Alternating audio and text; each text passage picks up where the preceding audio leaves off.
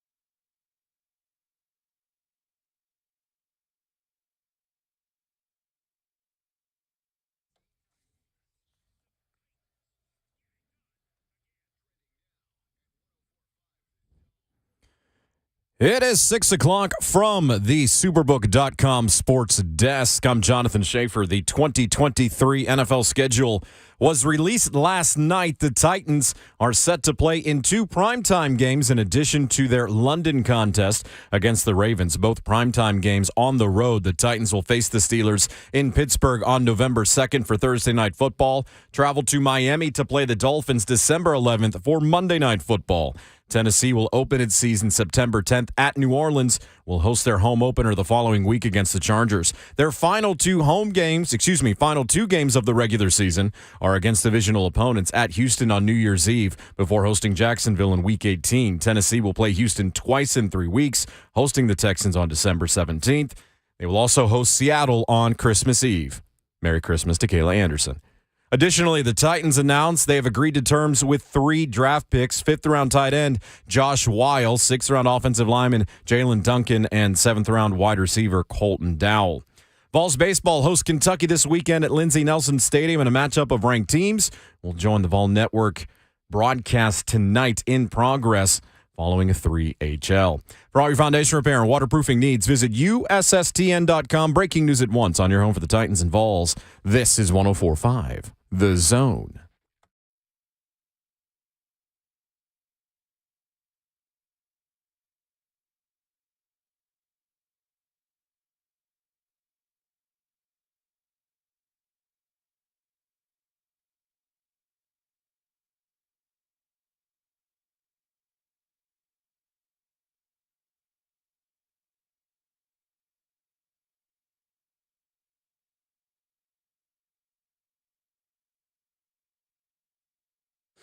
It is a Friday morning in Music City, USA, and at last, we've got dates, we've got times, we've got a schedule for the 2023 Tennessee Titans, and we're going to recap it with you for the next 4 hours. with the help of Mike Keith, with Jim Wyatt at 8:20 and 9:20. And it's Friday, and I promise you, the only thing we know how to do is act like it.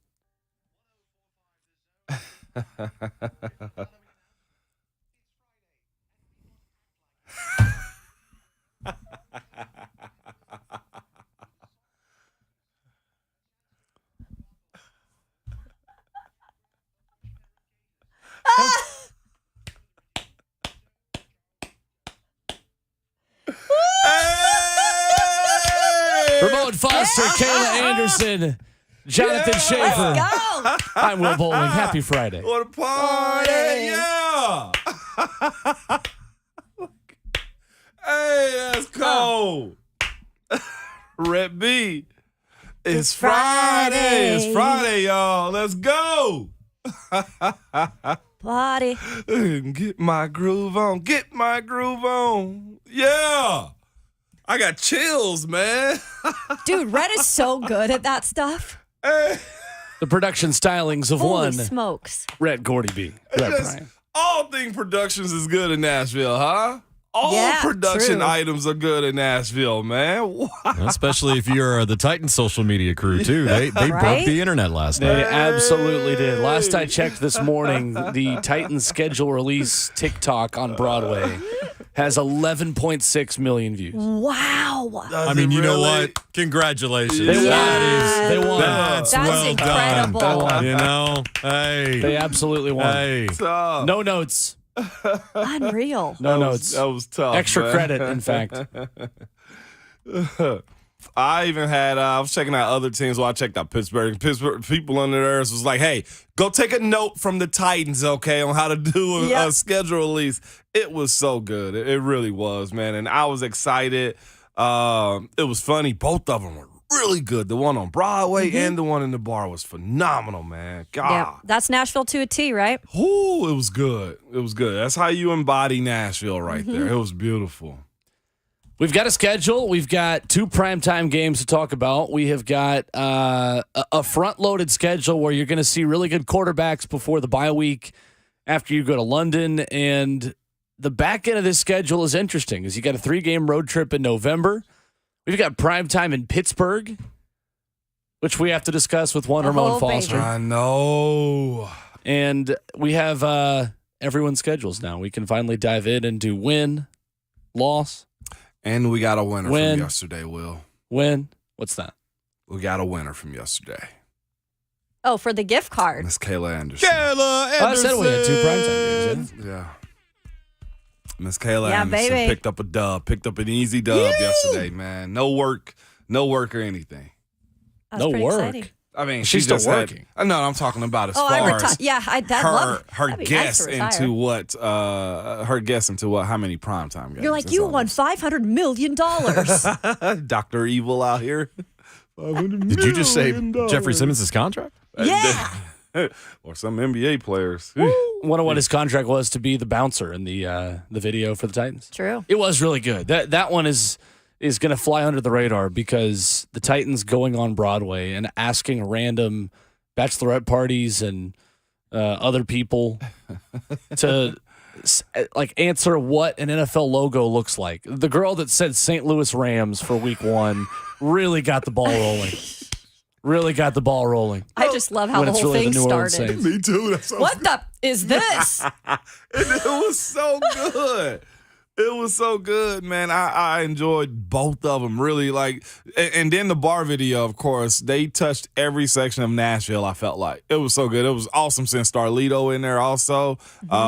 So good. You know who Starlito is? I do, but I did not recognize him until they tagged him afterwards. Yeah, no, I saw him in there because I was looking like they gotta have Starlito, and there he was. He's such a dope He's from dude, here? man. Yeah, that's cool. absolutely. Him fog. Oh, but Right no, down the look, shaft, all Jelly that. Roll, That's what I Yeah. say, Jelly Roll. Coach Dave Bargatze, McGinnis. Keith Urban, but the real star, Yeah. that guy. Coach Mac. That guy. Jeff Fisher and Coach Mack That at the guy. bar. Attack. got your fries right here.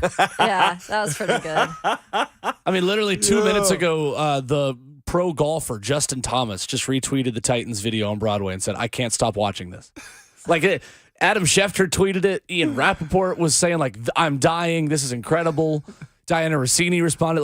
Everyone in the NFL basically crowned the Titans social media as the best. What's amazing schedule is that release between yesterday. the two videos, as Ramon mentioned, you have both parts of that area of Nashville. Yep. You have Yeah. inside That's at right. Roberts, and Roberts is one of the all-time best. There's no doubt Oh, about that. But then you have the culture and Nashville that is 2023 today, and you capture that too. The only way that could have been better, as if the two girls that got all sniffy during the draft were Yes. one of the groups of Yes. people that had to answer the football question. That's the only way it could have gotten even better because it was an A++. I have the names. If you don't have them, Will, of it was mostly ladies Go that for did it. this too. It was Nate Bain, who's he's a social and influencer marketing strategy for the Titans. He put that out there. But the squad is Jeanette Morley. I'm gonna retweet it in a second. Katie Mosley and Emily Starkey are your production crew for that one, man. So I was excited. I just retweeted it. I'll tag us in it too, so you can get that, so they can get that proper credit. Hands down. Yeah. Take a bow, ladies, gentlemen. Everybody involved in that was phenomenal, man. Titan social media has come a long way, and that crew does a really, really good job. Yeah. Really good job. 615-737-1045 is the number this morning if you want to join in and share your biggest takeaway from the Titans' new schedule. Right off the top, what was the first thing you guys noticed? Right off top for me, Promise. That was the first thing. Prime What'd you time. just say? Prime Oh. time. Oh, did you That's say what I Primus? was looking I at. thought you said Primus. Primus like Primus. Optimus Prime. Prime Primus. times. What? That's what I was looking at. But that first 6 weeks of the season, that's not an easy track to walk yourself through. I think that is so crucial, especially for this young OL.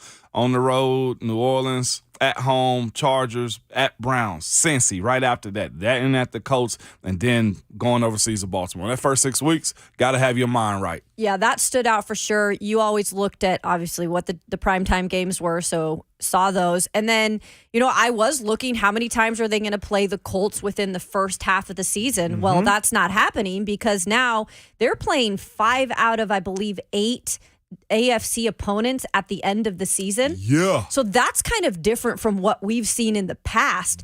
I found that a little bit interesting. Also, it is a Seahawks sandwich with Houston, Seahawks, and Houston Yeah. right there. So Yeah, 3 divisional games in the final 4 weeks there with a tricky game with the Seahawks. I mean, you better have some wins banked if you can heading into that 4-week stretch. It's going to be tough. For real, man. I thought it was a pretty front-loaded schedule. I feel good about the back end of this thing.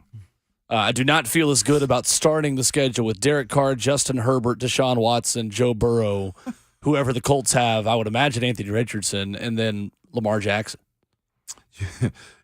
To your point, camp has to be different for these guys. Like the schedule of recovery have to be different because you're jumping out the gates, really getting to it, man. And that's something right there that can't be understated this year. Coaches want to plan around it. Coaches have to make sure their team is adjusted. Also with a different style of offense going in. Well, how is that going to look? Defense, I'm not necessarily worried about as much, even though you mentioned those phenomenal quarterbacks, is what is this offense going to be able to do to jump out of the gates, especially on New Orleans. That is a loud place. Do you understand me? Young guys handling that. And then the Chargers at home. Justin Herbert, depending on what they do, win one or losing one, you can get a really motivated Justin Herbert coming into Nissan on September 17th. This is I'm with you, Will. You got a real interesting and proper start to the season if you want to know where you are as a franchise. Well, yeah, I mean, they're going to have to set their own tone, right? Because I think you can beat New Orleans. I think the Chargers, that's a tough game with, like you said, Herbert and company. I think you can go up to Cleveland if Deshaun Watson is still kind of not 100% Deshaun Watson yet. I think you can get that game. But then you got Cincy and Indianapolis. That's a big one to win at their place early on in the year. That's huge. Yeah. The other thing too is that that 3-game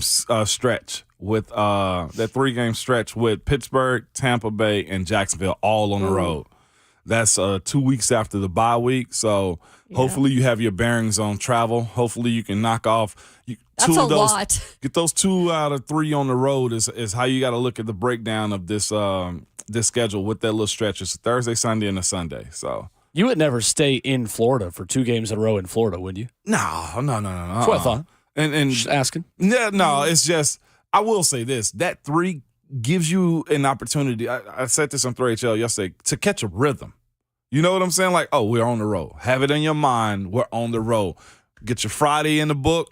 Pack up that night, Saturday, get on the plane, and then the coolest part too is I ain't gonna say the coolest part, but you got a few noon games on that, so you catch that. It's not like you're chasing night games all the time. True. So here's the best weather part of this.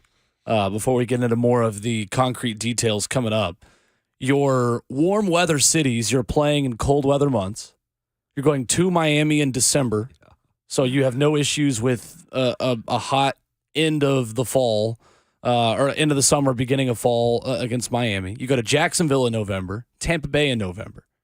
Your coldest possible game is in Pittsburgh on November 2nd, but early November, that's manageable. That ain't bad. In Pittsburgh, certainly. Nope. And that's it. You don't have a cold weather road game over those past couple of weeks. Houston, you play on New Year's Eve, and you're in Miami December the 11th.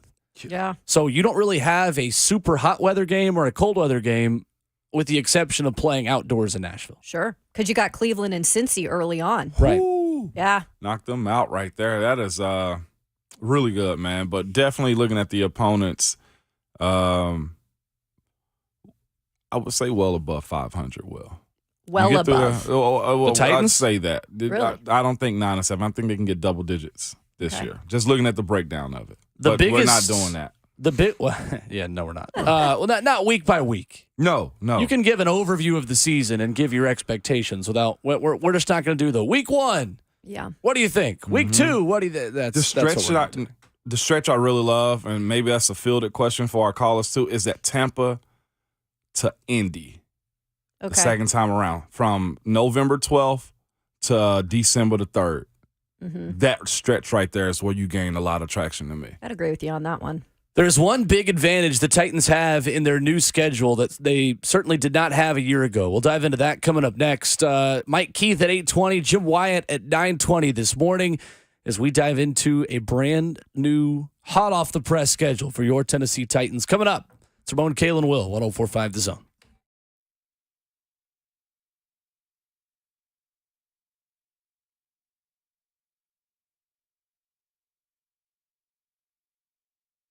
If you have a wet basement or crawl space, it's time to call United Structural Systems. We've all heard about these guys for a long time and for good reasons. They've served Middle Tennessee since 1994, and they've helped thousands of satisfied residential customers in their time. They are the go-to company when it comes to foundation repair and waterproofing. And if you have a wet basement or crawl space, you don't have to put up with that. Water intrusion and moisture could give you all sorts of problems down the road, and you want to get this fixed. It could be because you have poor drainage or surface water flooding over the walls, or underwater pressure forcing water into the basement. It could be because you have a plumbing leak. You just don't know. But the team at United Structural Systems will find out why you have a wet basement or crawl space and will give you a plan to fix it. Best thing is, if you do decide to move forward with them, you don't have to pay a dime until the work is done and you're satisfied. So get that free estimate from the people I trust. Go to USSTN.com. That's USSTN.com, or call them 615-227-2275. United Structural Systems.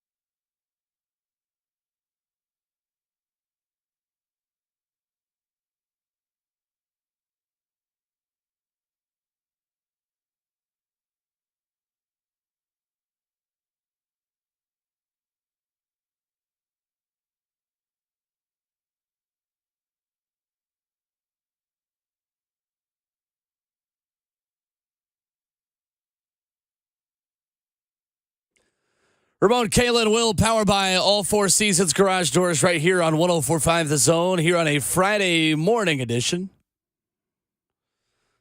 We've got your full breakdown of the new Tennessee Titans schedule. This is the music you'll be able to hear Monday night, December the 11th. Probably. All these things will be flexed, as now we will have many more opportunities to flex good games in, and you better believe that if Will Levis is the quarterback and the Titans are struggling, we might not hear this music after all. Hey. Ooh. So, Hey. that is another detail we'll get into coming up. But some interesting notes on the Titans schedule. Of course, we mentioned they start the season against Derek Carr, Justin Herbert, Deshaun Watson, Joe Burrow, Anthony Richardson, and Lamar Jackson before their bye week after they head to London. Some good things about the schedule. The Titans will catch the Browns and Bengals on short rest with a Monday night game the week before.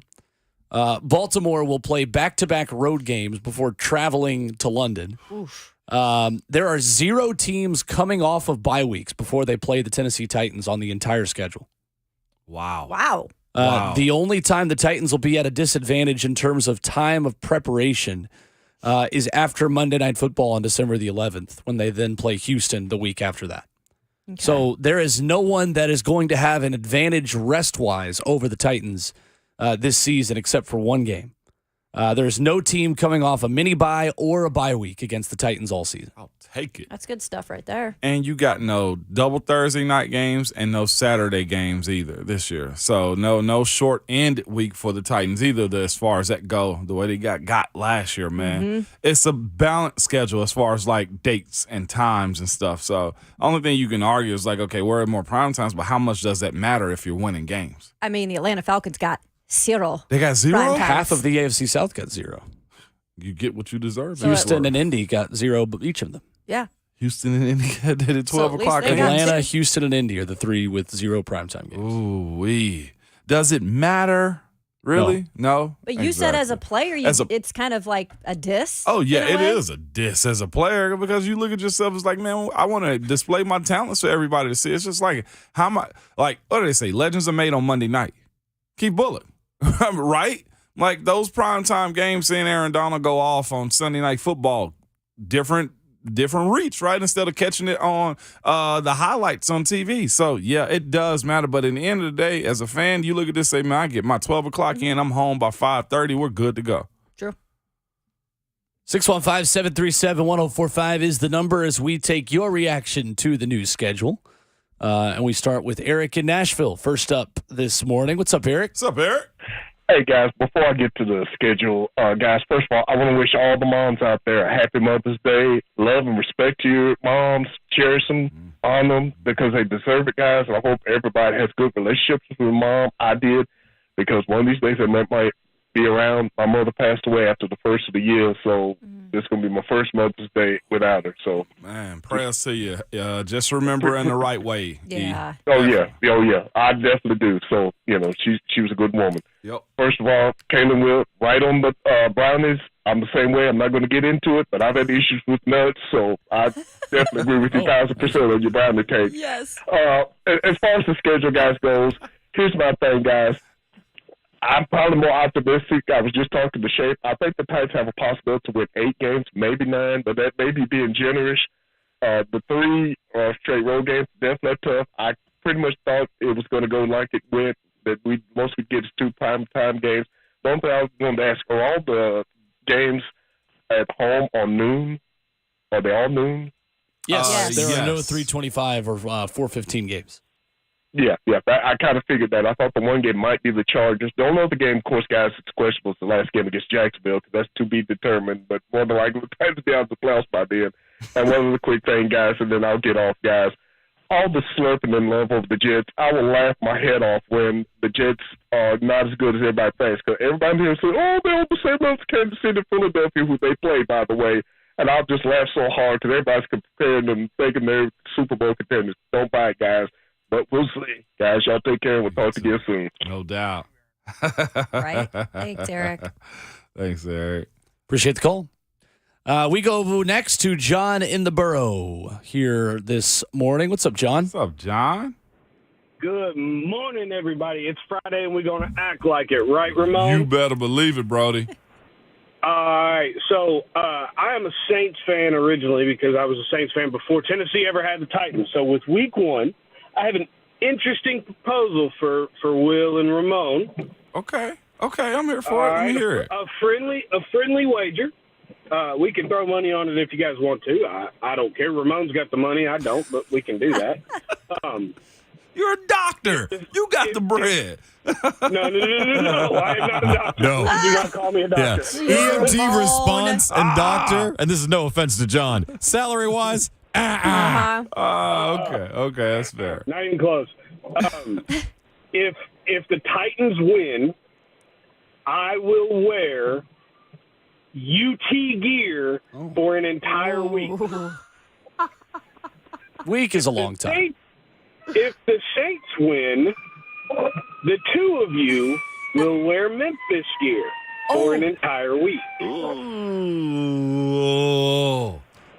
Ramon, you just want to take this one since you're from over there? I'll take you up on that one, John. I got you on that one. Yes, deal. All right. Deal. All right. Let's just make it one day, one show. See, Ramon's got stones. Yeah. There's no point doing it for a week. No, screw that. I'm in it. I want to see him in Vols gear. Okay, well then you say whatever you Yeah, want. I want to see him in Vols gear, Will. Screw All that. right. So, Yeah. John, are But you I just going don't to want to send? see you in Memphis gear for a whole week. That's you the won't problem. have to. You won't have to. Okay. John, are you Yeah. just going to send us like a photo then, since we actually have to wear it on the stream? I'll or tweet the photo every day. Yes. we go. Yes, you will. There you go. There we go. Or vice versa. But I got faith in the Titans. They'll knock that one out for sure. That's light work. All right. That's light work. There we go. All right. Will, are you in or you out? I'm out, but I will enjoy from afar. Yeah. All right, then. I thought Will had more faith in the Titans than he appears Well, to. you thought wrong. I don't. Will's like, I got it, but not that much. Thank you, John. I'll take that. I like that bet. All right, well, there you go. At least it does. It's not I was a hot trying to chip. help you. Yeah. No. A week is a long time. It's like a Memphis By the way- Grizzlies shirt or what? Yeah, I can do a Grizzly shirt. I know Atlanta, the Falcons were trying to trump the Titans, or at the very least play along with the Red Stallions thing Yeah. that they changed on their Twitter.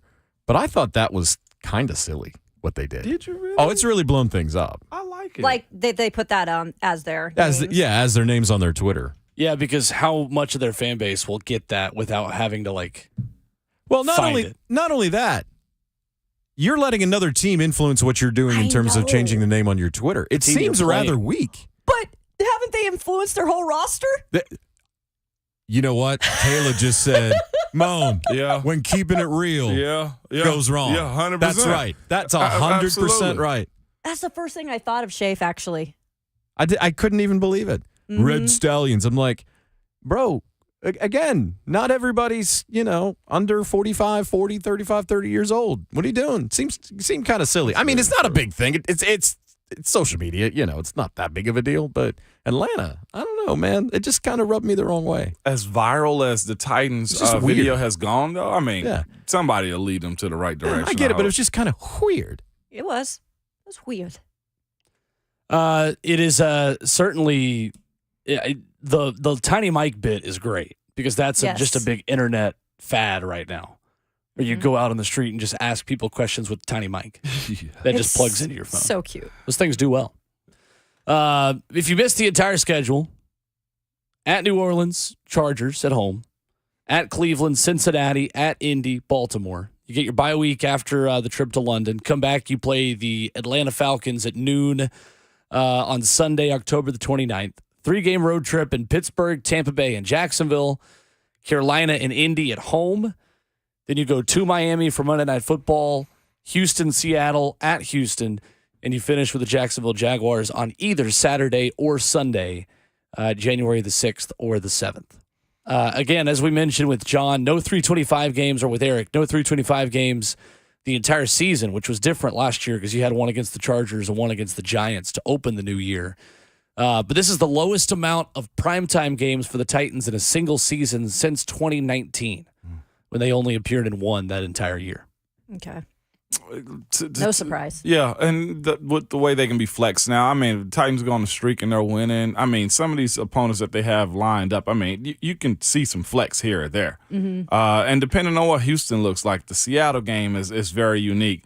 I can see one being moved, so. Yeah. It ain't all end of the world when it come down to looking at, okay, only 12s. I actually appreciate the 12s right now. When football has a grasp on your life? What?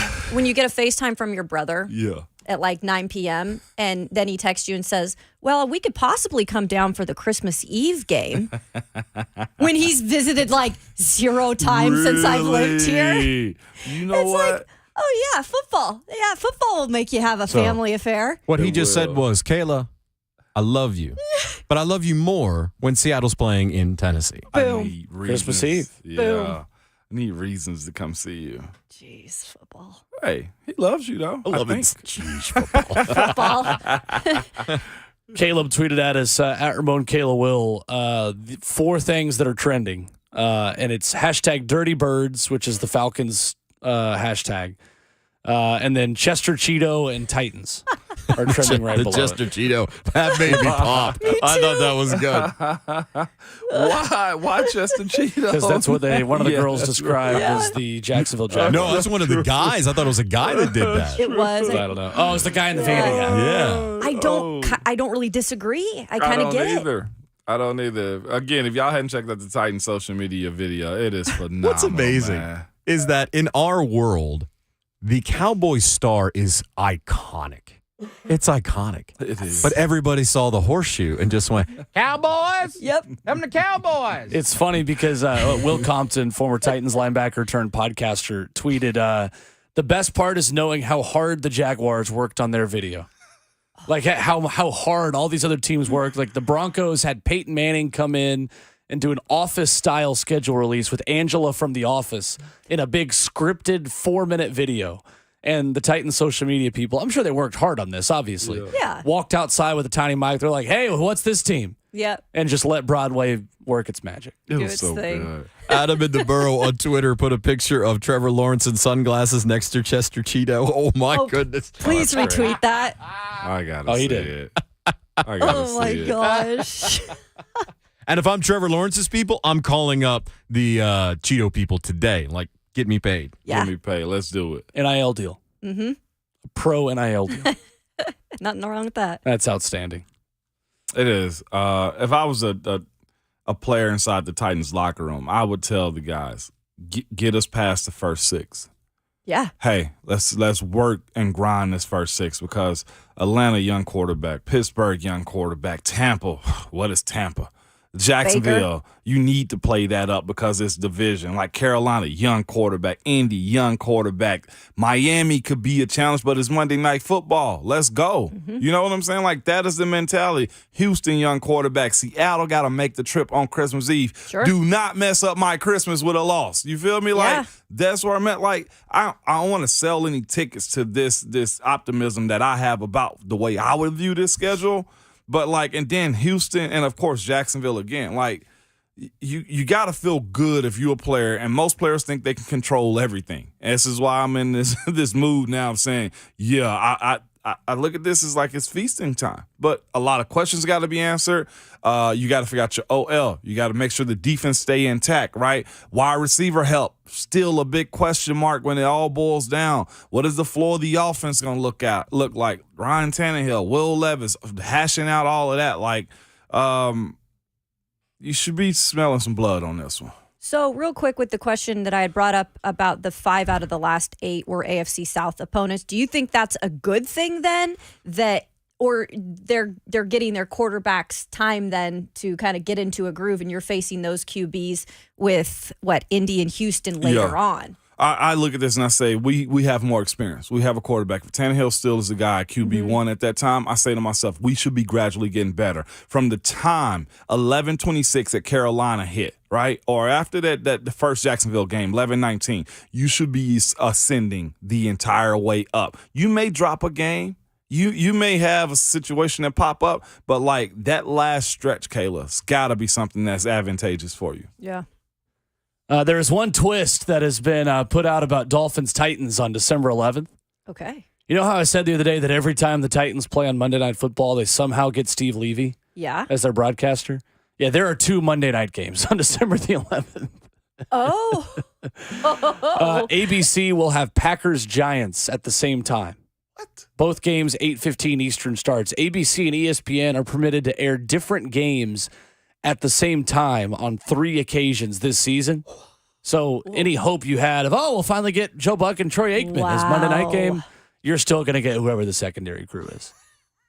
I don't know who it is this year, but I don't know how I spoke that into existence. Dang. But What I did we did. just had that conversation We yesterday? We did. Well, we had it Yeah. Tuesday at the golf tournament. Yeah. I said, you're somehow still going to get the number 2 ESPN crew on Monday Night Football. But That's I'm exactly speaking what's gonna about happen. you, speaking this into existence. Will, we wanted the A team. No, It's no not offense, battered Steve Titan Lee. syndrome. It's just true. Battered Will syndrome right now. God, that's crazy. Come on, Will. Come on, dog. Say something positive. Don't right be now. mad at me. I'm Say not. something I'm not the positive. one of the ESPN. You said it first before it You actually spoke it happened. into though. existence. You spoke You it were being into negative existence. about Yeah, you Steve did. Levy, You and were now being it's a Debbie. happening. You've been a Debbie Downer. I'll say this. I predict it won't be Steve Levy at least. Oh, Hey, I don't give me think he's that five. doing. Hey, give me a little bit. Well, I never said it was going to be Steve Levy. No, but I'm just 'Cause I saying don't at think least he's doing it anymore. Shafe, at least it won't be that. what was Levy doing this morning before he got slandered under that bus, man? You know what, man? What, man? Get out of bed, Yo. brushed his teeth. Yo. Well, honestly, Chris Fowler's the one who's going to Yeah, do it he's because he's the taking new over. number 2. Well, What- you got I like a Chris partner. Fowler. Went to the coffee pot, Yo. putting on pot of coffee. Okay. Yo. And all of a sudden got galoolied right in the knee. Galooly? Yeah, you know, Jeff Galooly. You know, with Nancy Kerrigan. Whack! Right Listen, in if the knee. it was Nancy Kneecap. Kerrigan is what you said. if it was possible to speak things into existence in sports, my teams would have had more than 2 championships in my entire lifetime. You can't speak things into existence. That's not real. That's fairy tale, tooth fairy, all It's those real. things. Okay, keep living that thought life. Fairies Keep living and, that and life, Will. princesses and dragons Keep living that life. Will. and speaking things into existence. Energy, Will. 615-737-1045 is the number if you want to For jump the in. 5th straight day, I'm loving it. No, we're being real on this show. I'm loving Energy, it. Will. Well, I have energy. I'm talking about this what about song. things that I can actually impact? That's real. I mean, I'm here for it. We'll see. Everybody Coming up next, says- more details on what flex scheduling will look like this season and the opportunity for the Titans to add or subtract primetime games. Coming up next, Ramon, Kalen, and Will, 104.5 The Zone.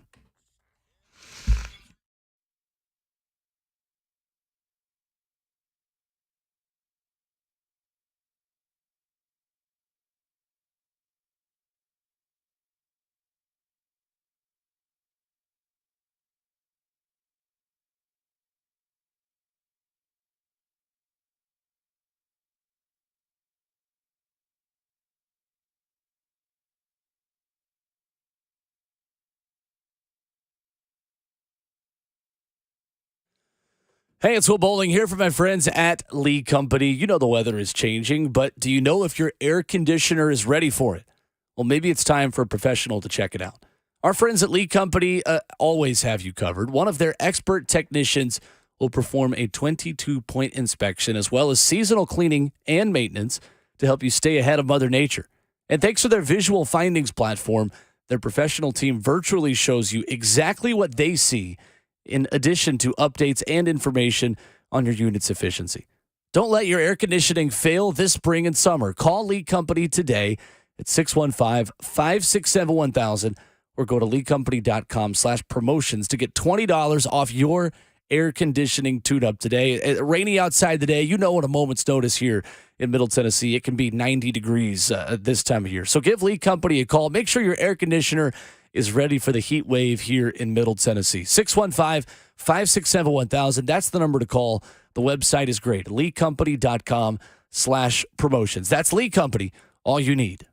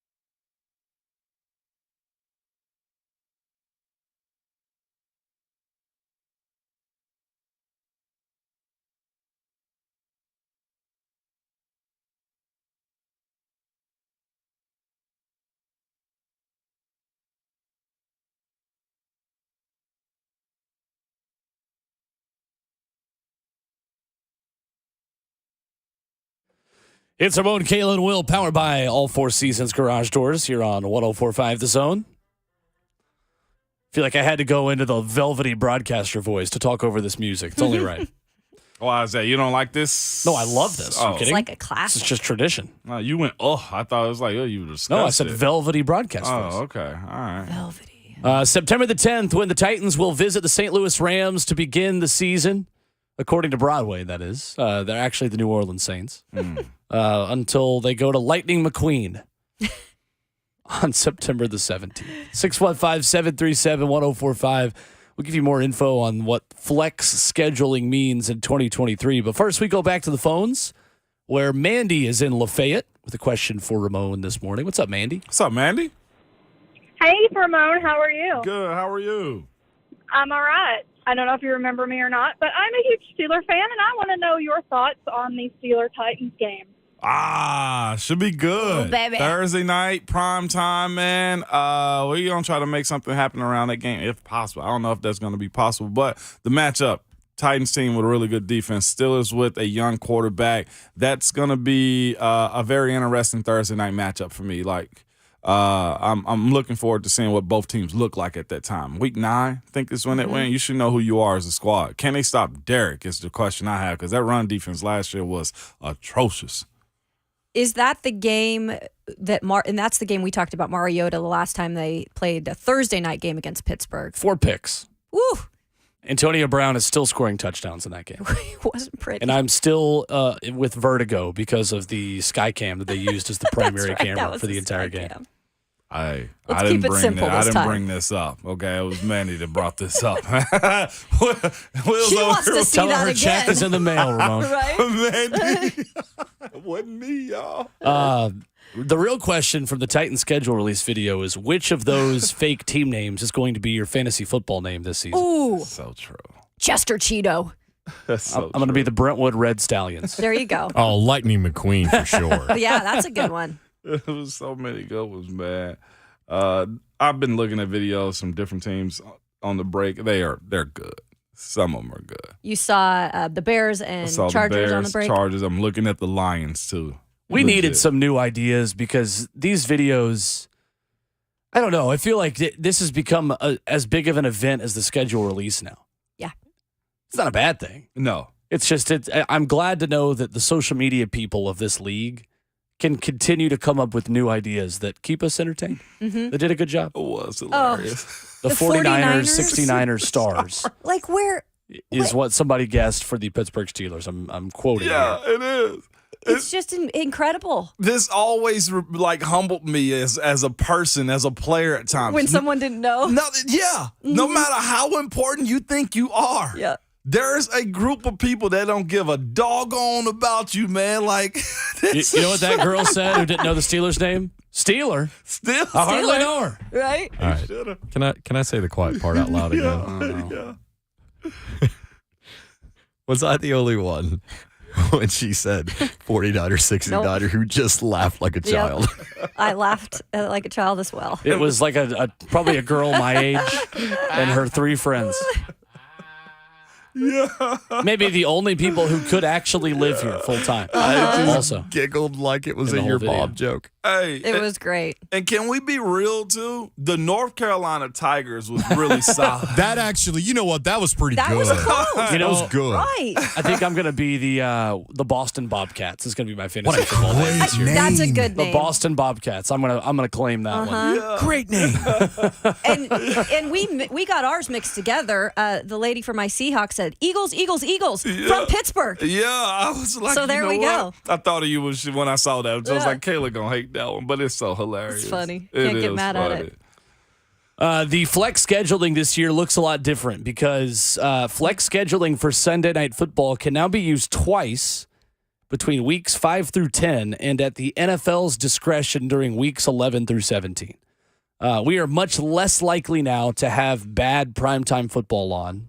Thank God. Yeah. And for Monday night at the NFL's discretion in weeks 12 through 17. So we can flex Monday night. We can flex Sunday night. In weeks of the season eligible for flexible scheduling, the games listed for the Sunday and Monday night windows are tentative and subject to change. That, of course, includes the Titans towards the end of the season against the Miami Dolphins. In Week 18, 2 games will be played on Saturday, one at 3:30 Central, one at 7:15, with the remainder to be played on Sunday afternoon and one matchup on that Sunday night, of course. That's the tradition for Week 18. But that is the update now. So 2 flexed games between weeks 5 through 10, and at the NFL's discretion in weeks 11 through 17. You know why I love it, Will? This is NFL's business model of telling you suck without telling you that. Because as a business, it's like, why would we put you out there to hurt our brand? I love that, actually. Well, and I text you guys about Joe Buck. I was watching NFL Live before the schedule release, and he kind of gave a little bit of a dig. Like last year, we had to do these Monday night games with Indianapolis too many times, and kind of gave a chuckle and said, well, good thing for flex this time. I know they're playing the Titan stuff on. Well, I was pointing to the TV, and Kayla's, they're showing the Titans video right now on SportsCenter. I mean, they are getting pub right now. It's great. That's so good. Incredible. Coming up next, another thing that jumped out to me when you look at the new Titans schedule. The Titans play 4 road games in a 6-week span against teams that played some pretty good defense in 2022. We'll dive into that coming up next. It's Ramon, Kayla, and Will, 104.5 The Zone.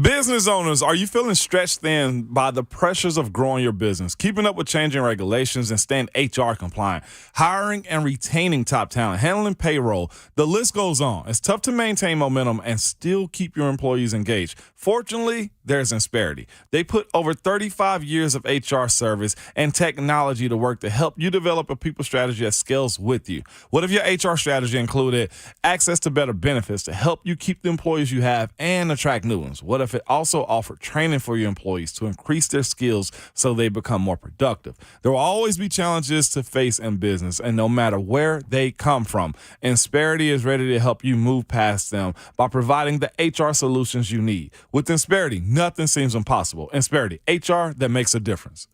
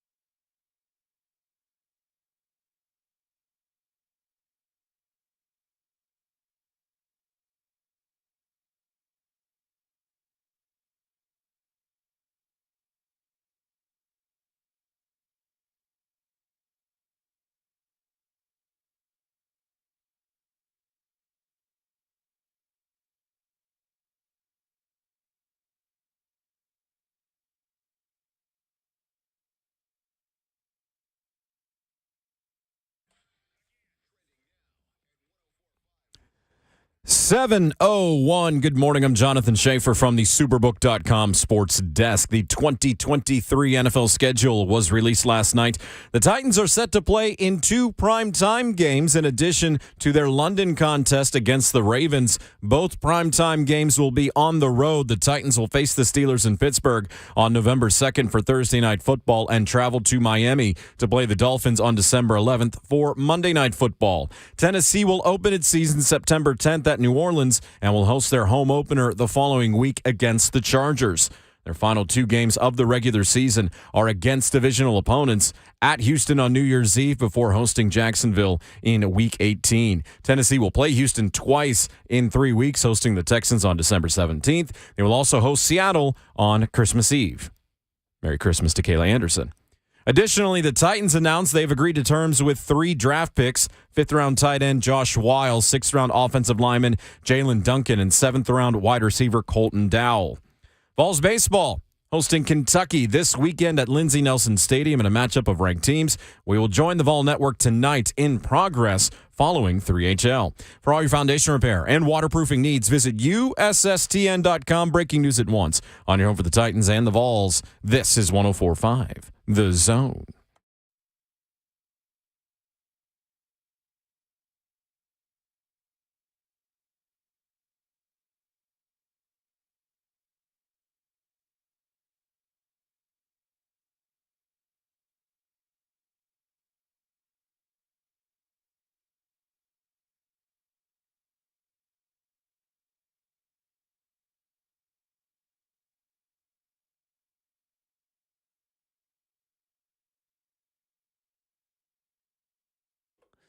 Second hour of the show here on the Friday morning edition. It's a Friday, and I promise you we're acting like it. I love it.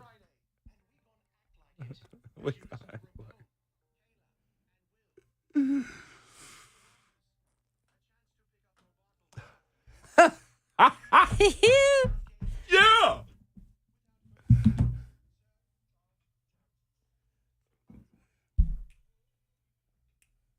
I'm all the workers that work 9 to 5. Let's go. What day is it? Come on. Come on, Red B. Hey, it's Friday. Party, babe. It's Friday. To the break. There's just nothing we need to say over that song. It's perfect. That Friday, gets ladies and going. gentlemen. Welcome. Welcome.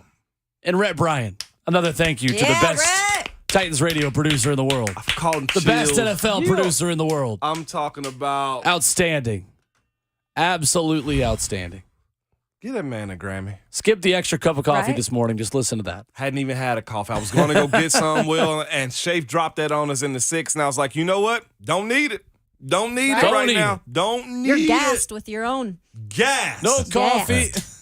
Hey, Moan. Yeah. No coffee. Hey, Moan. Shafe, don't. Oh, I Oh, love wow. it. We doubling Doubling up. up. Today. This Saturday, Sunday, what?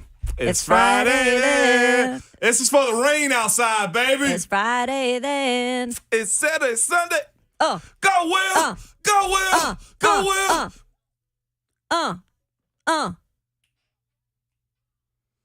Oh, yes. We got a schedule, and we're acting like it, too. 615-737-1045 is how you can jump in on the conversation. The Titans head to New Orleans, not St. Louis, like the people of Broadway thought on the Titans schedule release video. They no longer have an NFL team.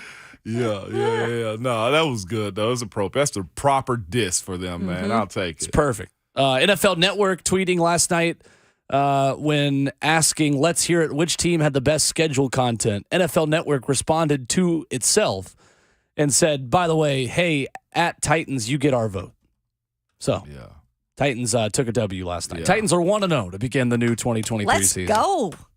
Oh, I mean, seriously. We'll count They're this as still an being extra posted preseason everywhere. game. They're still being posted everywhere, too, which is phenomenal. My Like, whole timeline how many views? is filled. Let me check. I believe it's still in the 13 million range. I mean, this is insane. Take a bow. Whatever promotion you wanted, you should get this right now. I'm telling you. Give him a bonus or something. 12.8 million views. I'll take it. Jeez. That was beautiful. One interesting note about the Titans schedule, the road trip towards the middle of the season. The Titans will play 4 road games in 6 weeks against the Steelers, Bucks, Jags, and Dolphins. All of those teams should be pretty solid defensively. The first 3 teams, Pittsburgh, Tampa, and Jacksonville, ranked in the top 13 in points allowed a season ago. And then the last one in Miami traded for Jalen Ramsey, Nashville's own. Whoa, you are 100% correct. Yeah, Forgot about that trade. That's high on the list of NFL moves you probably forgot about. So let's jog everyone's memory. Yep. That the former Florida State and Brentwood Academy defensive back Jalen Ramsey is a Miami Dolphin now. You dropped a will bomb right there. I forgot all about this. Instead of Woj bomb. A Willie bomb? Yeah, you dropped a Willie bomb right there, man. Jeez. Sounds weird. Forgot about that. Will bomb is better. That's I like that better. Yeah. Woj, will bomb. Perfect. Woj, will bomb. Yeah. How about this from Adam Schefter a few minutes ago? Tom Brady is in deep discussions to become a limited partner of the Las Vegas Raiders. According to a report from Adam, along with ESPN's Seth Wickersham, potentially his second trip into a partnership with Raiders owner Mark Davis on a professional sports franchise in less than 2 months. Yeah, I first thought Vegas, okay. Yeah. So Brady's going to venture out west a little bit. I mean, he's from California, but you're going to put your, I guess, money where the money is right now, especially when it comes to sports growing in that city. It's so fascinating with Brady, too. As you just said, Kayla, he's a West Coast guy, but his ties is all East. Yeah. He's won so much on the East Coast and hardly has any involvement with the Patriots, which, of course, Kraft. I'm sure if he wanted him as an owner, he would. But I guess you look at the Raiders situation, like, what is the actual tie? What is the, other than business and Brady being a part of it, how much or percentage of what he should own or what he's going to buy into? Does it say, Will, is just minority? All we have is what I've said so far. Whatever they decide to pay, or whatever he decides to pay, is going to come back probably 20-fold anyway. So good for him for expanding his business portfolio. But I expected something more East Coast than I would him going to the Raiders. Or Florida. Yeah. But he is the attraction. It also tells us, Will, why he was going to be paid so much to be in the booth. I'm starting to believe he'll never be in the booth. He won't be in the booth. I'm starting to believe that if he goes into the ownership track and he wants to be a majority owner in the next 15 years, I don't think he ever steps foot in a broadcast booth, personally. Would you? I mean, being real? No. Absolutely. There's no reason to work that much anymore with how much he's made and will now make in ownership. And maybe that's not his real passion. I mean, his passion was to play, right? We saw that firsthand, just how long he played. That's maybe not his passion to be a broadcaster like all of us, you know. Yeah. Like you wanted to pursue that after. I did, yeah. This is my job. Will went to school for this. I mean, but for him, maybe he's thinking, I want to do the ownership thing. Like under Robert Kraft for so many years and learning how he did business. Was it rumors years back, though, that Peyton wanted part ownership of like the Broncos, if I'm not mistaken? Ownership or just a front office role. I think that was always the fit more so for Peyton Manning to take the John Elway track. As Mike Keefe continually says all the time, well, we speak about the draft for just in general. Coach Mack, it's 2 different worlds in the NFL. It's everybody else, and then it's the quarterbacks. Like these are the moves that they make. Russell Wilson conversation, I think, was in on ownership too at one point in time. He's more a businessman though, in addition to being a quarterback. Like Tom has money from the Brady brand of clothes, of fitness, and everything that he's done. Like the TB12 brand is the reason why Tom can immediately become a minority owner. Yeah, in this entire thing. Who also worked that outside of the Patriots Stadium, Gillette Stadium. You know, right? Like, and it's smart though. Well, his clothing line sales. He's in Nordstrom's, is he not? I feel like his clothing brand is he there now? He is. I remember saying that a while back after he won the Super Bowl in Tampa. Oh no, after he went to Tampa. He's in Nordstrom's. He's getting it in. He is getting NBA money is what he's doing. Yeah. We go back to the phone line, 615-737-1045. Goody is up next. What's up, Goody? Good morning, guys. How we doing? Good morning. Goody. So, looking at the schedule, starting off with the Saints away, I think we're going to win that game. And, then coming home back to the Chargers, I think it's going to be a tough game, but I think we're going to win it. Then we're going to go to Cleveland, face the Browns, beat the Browns because they're the Browns. Going, hosting the Bengals, I think we're going to lose that game. Uh-oh. Will, what did you do to Goody? See ya, Goody. Uh-oh. What the hell? We'll see ya. Good. 615-737-1045 if you want to follow the rules this That morning. was great. If you want to follow the rules. Goody was just being a fan. What's slick?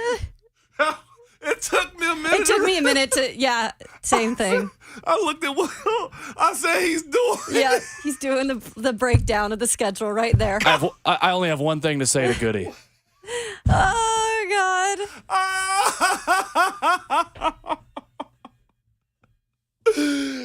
Yo. Oh, boy. He tried you, Will. There are plenty of lesser radio Unreal. shows will be doing the week-by-week prediction thing today, but not this one. He tried you, He Will. did try. He called in here and tried my dog, man. What did he get, 5 through, 4 through? It was week 4. Yep. Week 4, and he gone. He couldn't even make it across the pond, Will. 615-737-1045 is the number if you want to jump in this morning. Titans have a new schedule, and we are certainly acting like it. Coming up next, takeaways around the AFC South, where half of the division won't be playing in primetime, according to the initial schedule. We'll react to that. We'll tell you where Jacksonville will be playing under the lights as well. Coming up as we continue at Ramon, Kalen, and Will, 104.5 The Zone.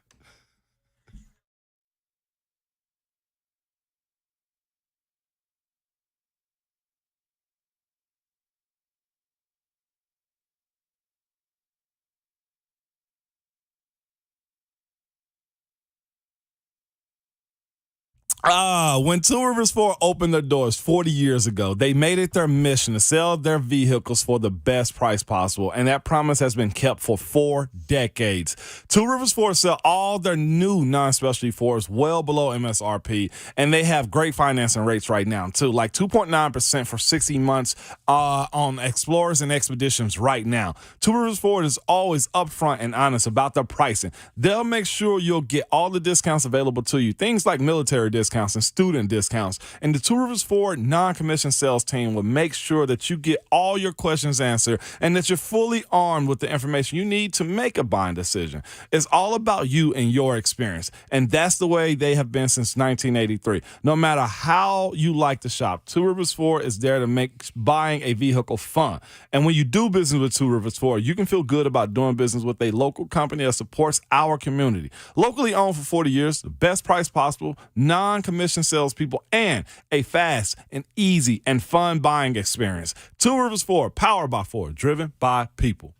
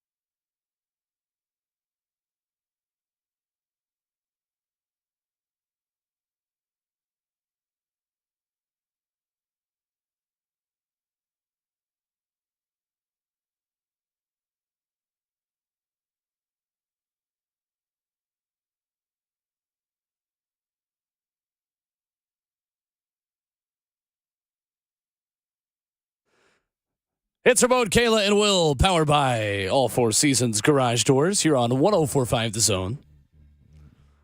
I'm just going to turn on the corny broadcast voice every time I hear this music. It makes me so happy. Well, how's that different than normal?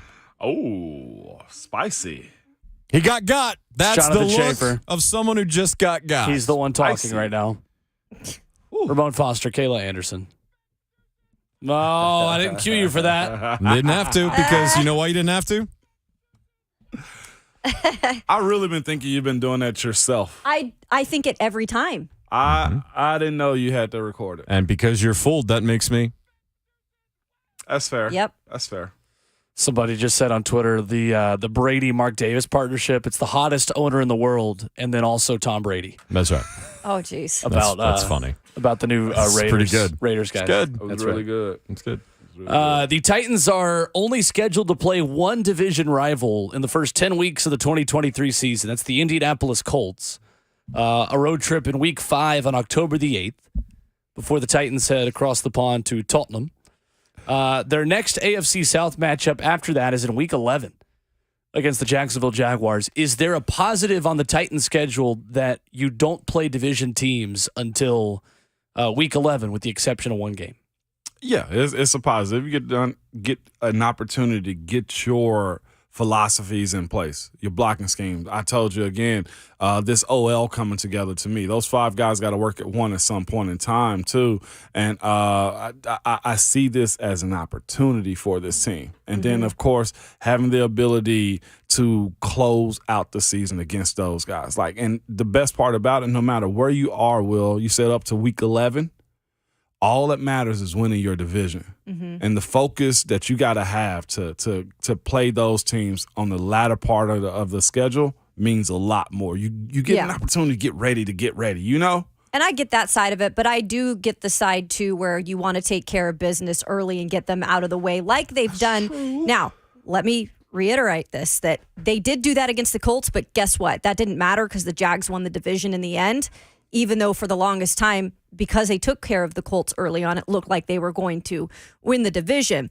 And also seeing those quarterbacks early maybe would have been beneficial to the Titans, because those quarterbacks for Houston and Indy wouldn't be able to be maybe in the groove yet. So those are the things I look at as being the negative. But I think you're right. If you have, you have those guys at the end of the season, you know you have to play your best football, that's a positive. And the other portion of it too is you can see how other teams defensively attack these young quarterbacks. I'm more interested in those quarterbacks as opposed to anything else, because if let's say the Ravens light them up, okay, the Browns light them up, the Chargers light them up, and they got them scrambling, and they don't know how to operate as a rookie. Whew. Yeah. Yes, that's really getting to it right there to me. You have the opportunity for a similar quarterback change that you made in 2019 if you really wanted to.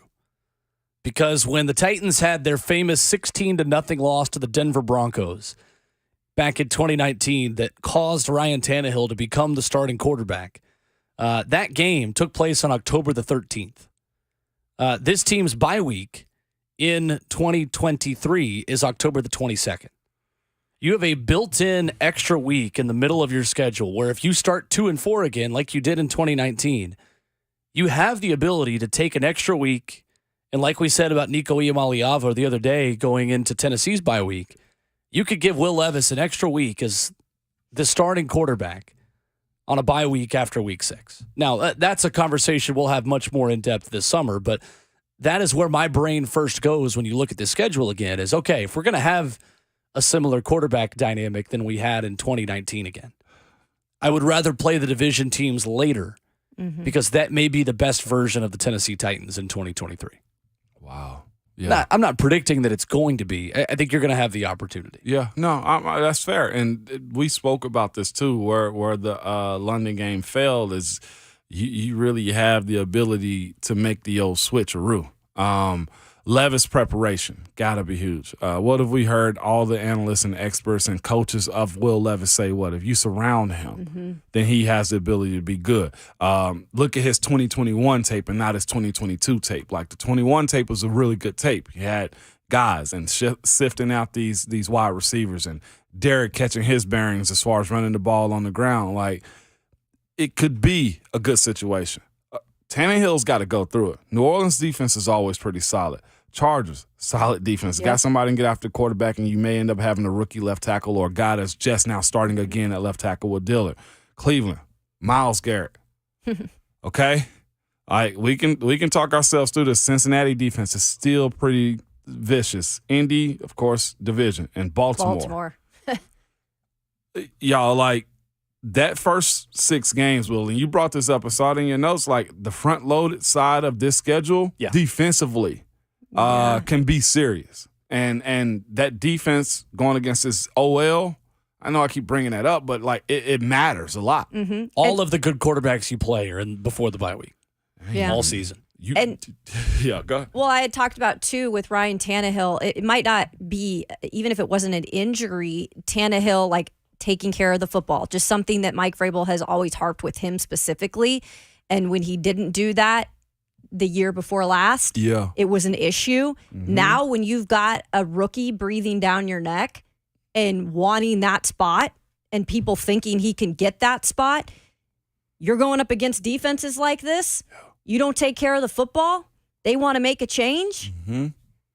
There's your exit strategy right there. But Will, to your point though, too, me and Kayla speaking about the defenses that the Titans got to see. The quarterbacks that can deal and deal well with really good offenses, man, could be what presses Ryan Tannehill to get outside of his box. Because the thing is, if they're scoring points, even Baltimore, right? Yeah. If they're scoring points at a higher rate than you are, then that means you got to do what offensively? You got to throw the ball yourself. Sure. Yeah, the defenses who are really good you're going to play are in that road trip. Pittsburgh, Tampa, Jacksonville, Miami. The 4 teams you play in 6 weeks in the middle of the season. Yep. That's when you're really going to challenge this offense to score. Mm-hmm. Mm-hmm. Looking across the AFC South, it is interesting that neither the Colts nor the Texans have a single primetime game. Interesting, the Texans will get a rematch again against Deshaun Watson.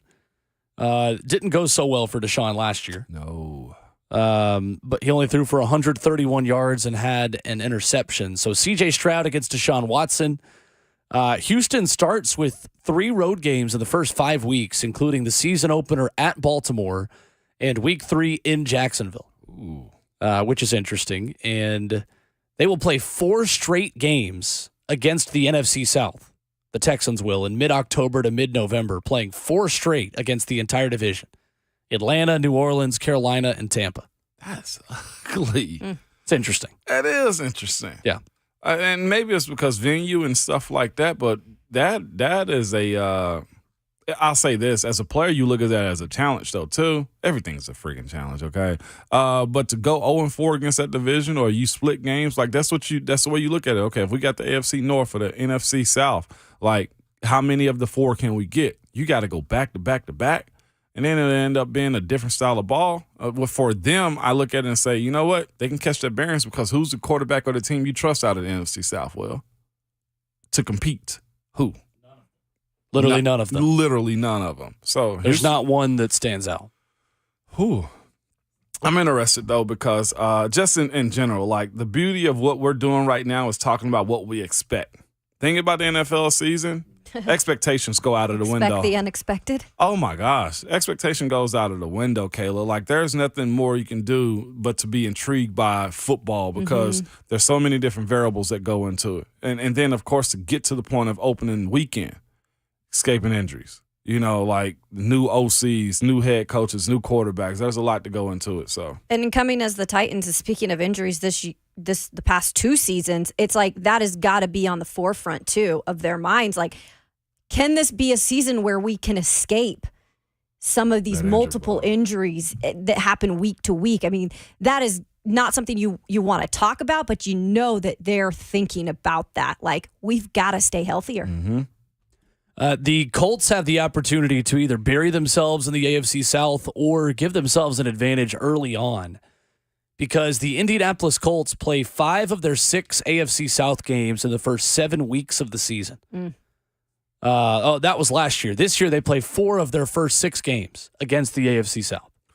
Jacksonville in week 1, Houston on the road in week 2, Titans in week 5 in Indianapolis, and then they travel to Jacksonville, the place they just never, ever, ever win, at TIAA Bank Field in Jacksonville in week 6. The Colts last year were 1-3-1 in those first 5 divisional games. Yep. And they don't have a primetime game either. Colts don't either? Nope. With a new quarterback? Nope. They have, I believe, 1 national TV game the entire season. Wow. Which is incredible, honestly. Yeah, that schedule sucks. And that is their national TV game is the Germany game against New England. Yep. That's it.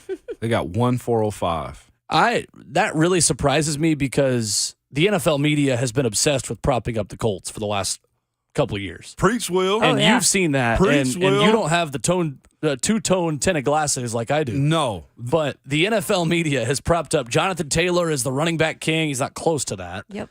And they've propped up Indianapolis as the kings of the AFC South, despite the fact that they've been in the middle to bottom of the division for the last 4 seasons. I mean, but even post Peyton Manning, like in Andrew Luck, like they always got the Thanksgiving games. They got Sunday nights all the time. They got Monday nights. Like I was like, I'm tired of seeing this horseshoe. Like, golly, this Dallas I'm glad he Stars. said I thought you shoe were at the going to end of say that. something else. Come on, y'all.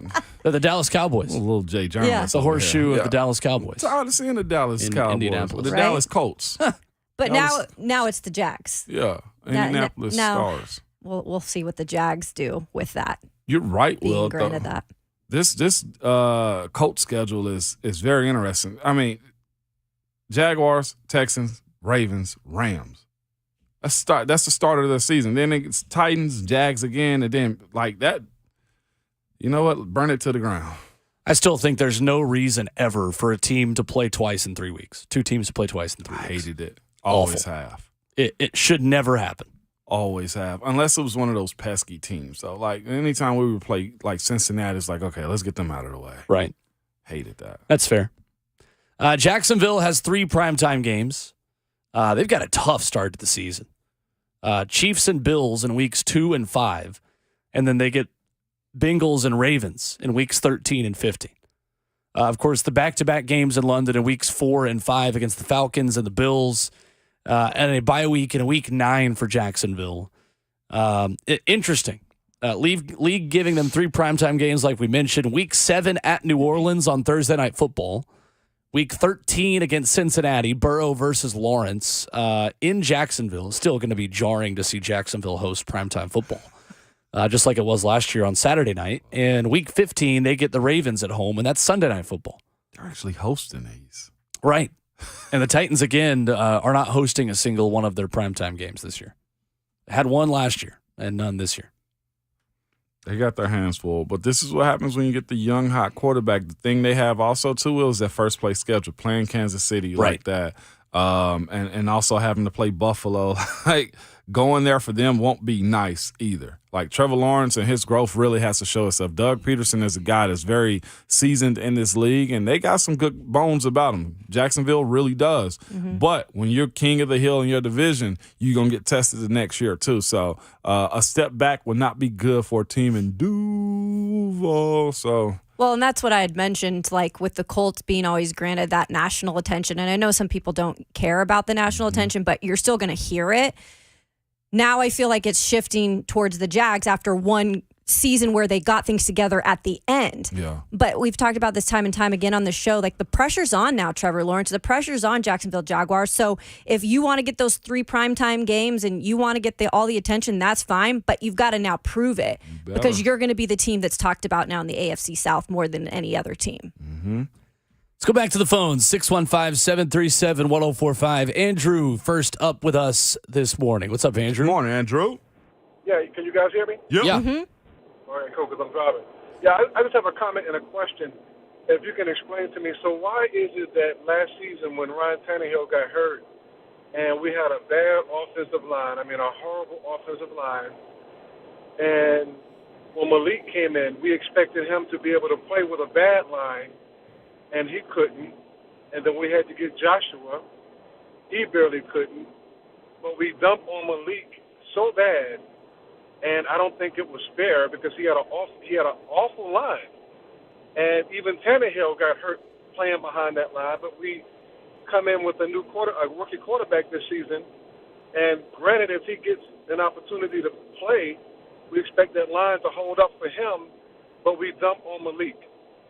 I don't understand why we dump on Malik and he never had the opportunity to play behind a line that would have given him the benefit of the doubt or an opportunity. And I'll hang up and listen.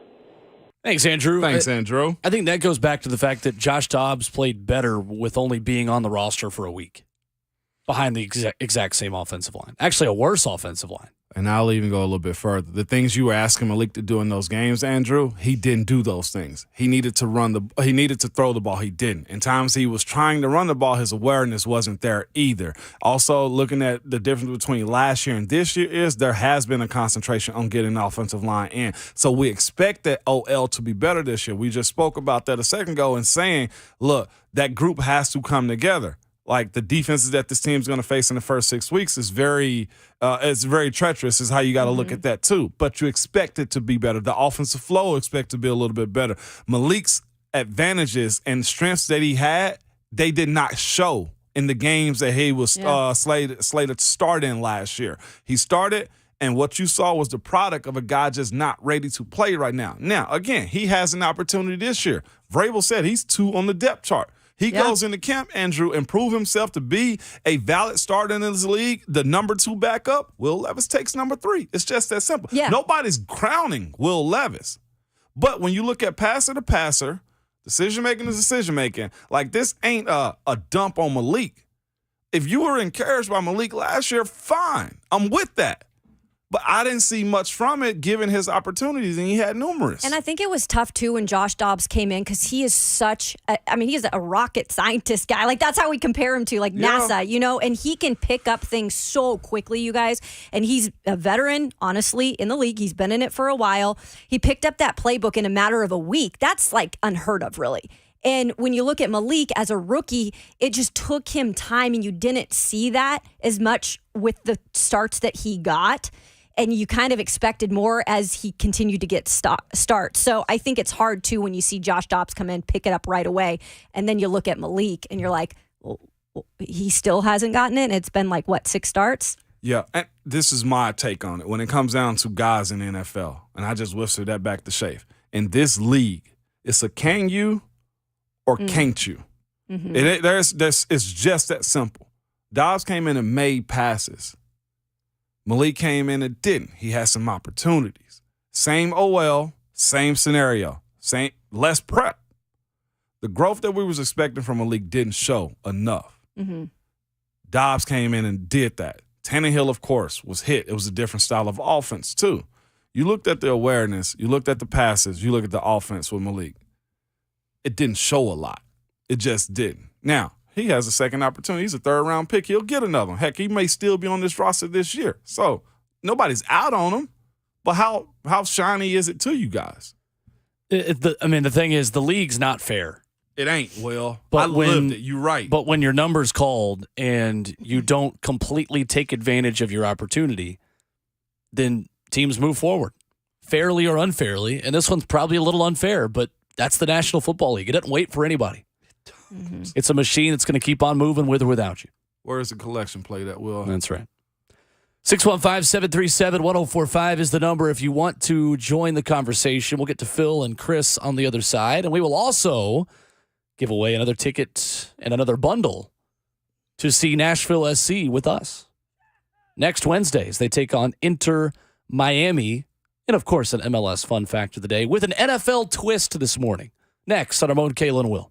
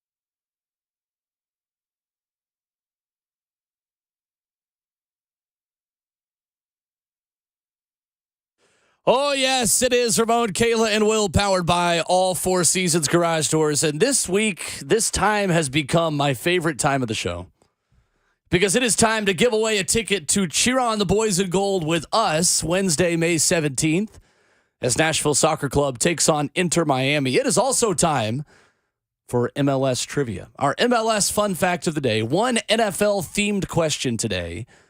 But first, we give away our ticket package. Be caller number 10, once again in honor of the MVP of Major League Soccer, Hani Mukhtar, right now to win a 104.5 The Zone and Nashville SC ticket bundle, joining us, Ramon, Kayla, and Will, as Nashville Soccer Club takes on Inter Miami Wednesday, May 17th.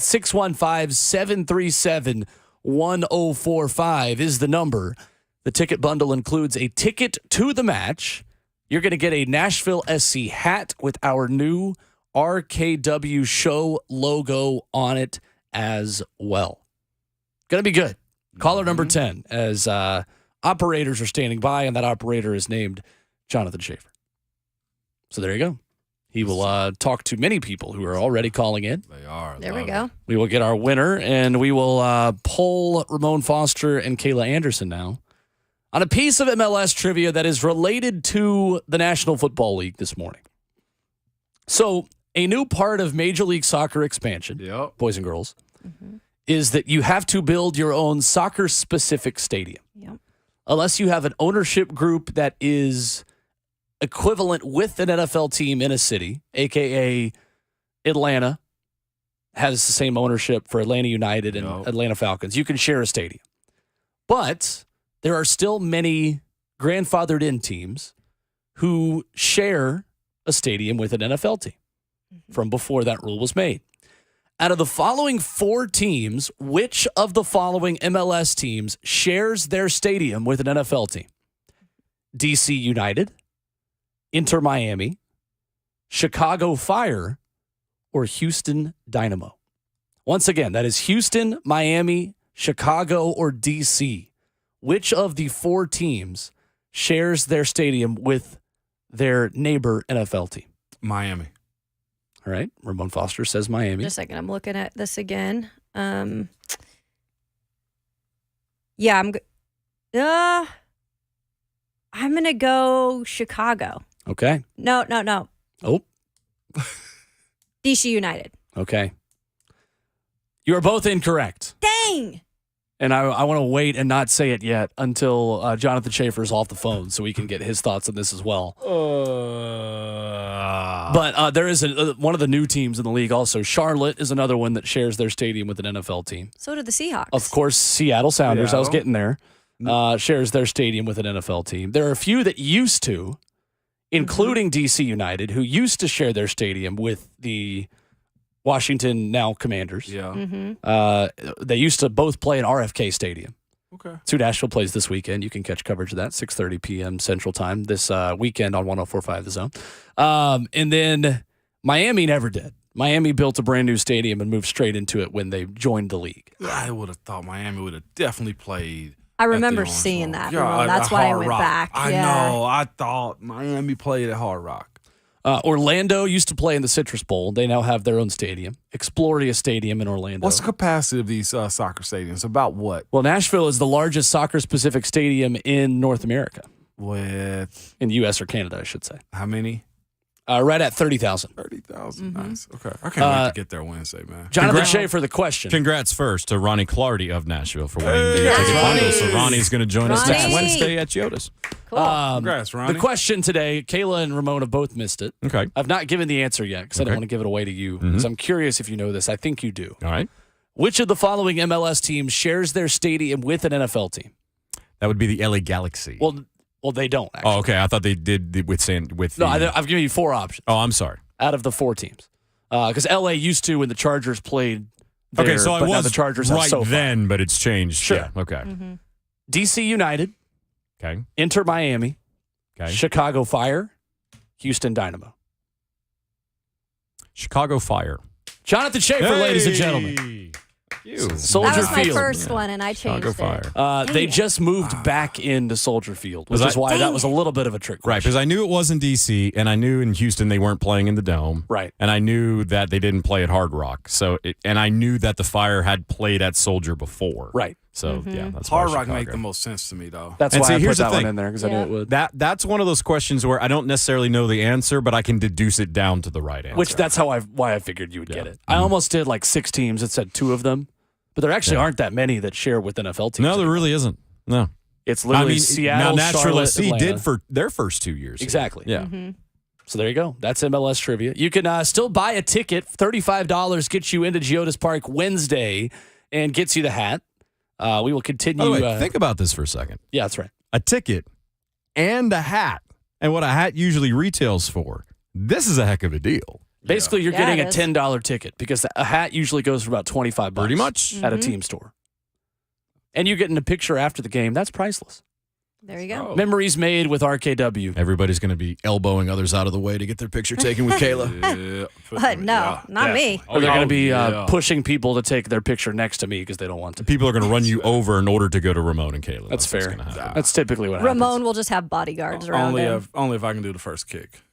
It's going to be the last kick because it's going to be after the game. Well, in that case, I'm going for the gusto. What's going to happen is What's going for the gusto, Ramon? Kicking in the stands. I mean, Pick it that's up. not the okay. goal. That's you're missing the goal. It's a You're different hitting kind it of in the football. stands. Can I pick Usually- it up and throw it since it's a football? No, let's. You can't. That's a handball. Unless you want to be a goalie. Get it? You'd Get you be a pair a of good gloves. goalie. You'd We're be not like, doing this. you just stretch out like this, Moan. Man, You my got to be pretty guessing- acrobatic. My guessing would be crazy. Exactly. Can you imagine me in front of that with that ball screaming in at 70 miles per hour? In your You wouldn't have face? to run as How fast- much. How fast does the ball does the soccer ball I don't travel? know. They don't track that. Probably, but I don't have it. Oh, well, come on, man.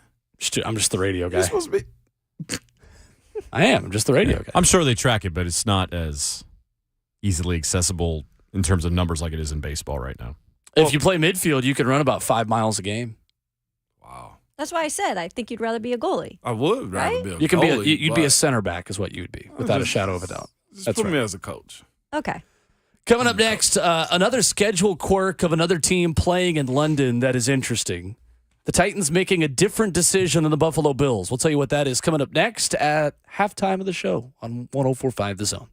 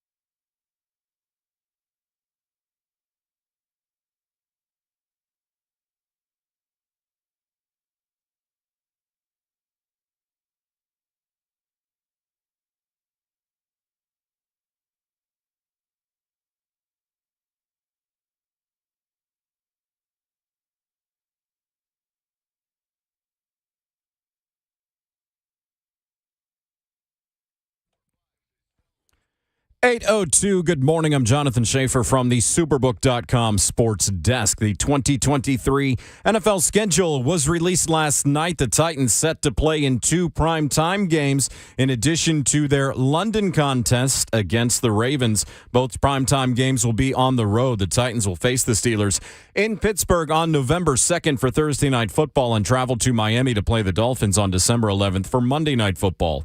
Tennessee will open its season September 10th at New Orleans and will host their home opener the following week against the Chargers. Their final 2 games of the regular season are against divisional opponents at Houston on New Year's Eve before hosting Jacksonville in Week 18. Tennessee will play Houston twice in 3 weeks, hosting the Texans on December 17th. They will also host Seattle on Christmas Eve. You're welcome, Kayla.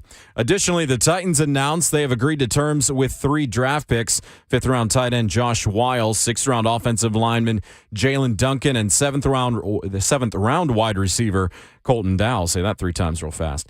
Vols baseball hosts Kentucky this weekend at Lindsey Nelson Stadium in a matchup of ranked teams. We will join the Vol Network tonight in progress during 3HL. For all your foundation repair and waterproofing needs, visit USSTN.com. Breaking news at once on your home for the Titans and Vols. This is 104.5 The Zone.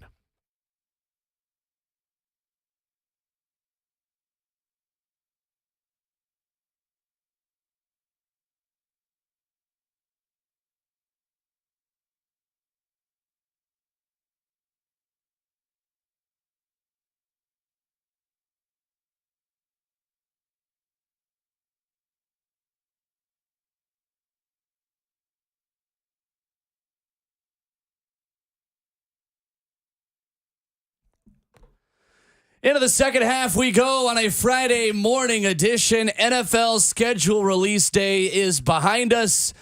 And now let the offseason begin. Yeah. Powered by All Four Seasons Garage Doors. When trust matters, count on All Four Seasons Garage Doors in Nashville. Professional garage door installation and repair from a locally owned and family-run business.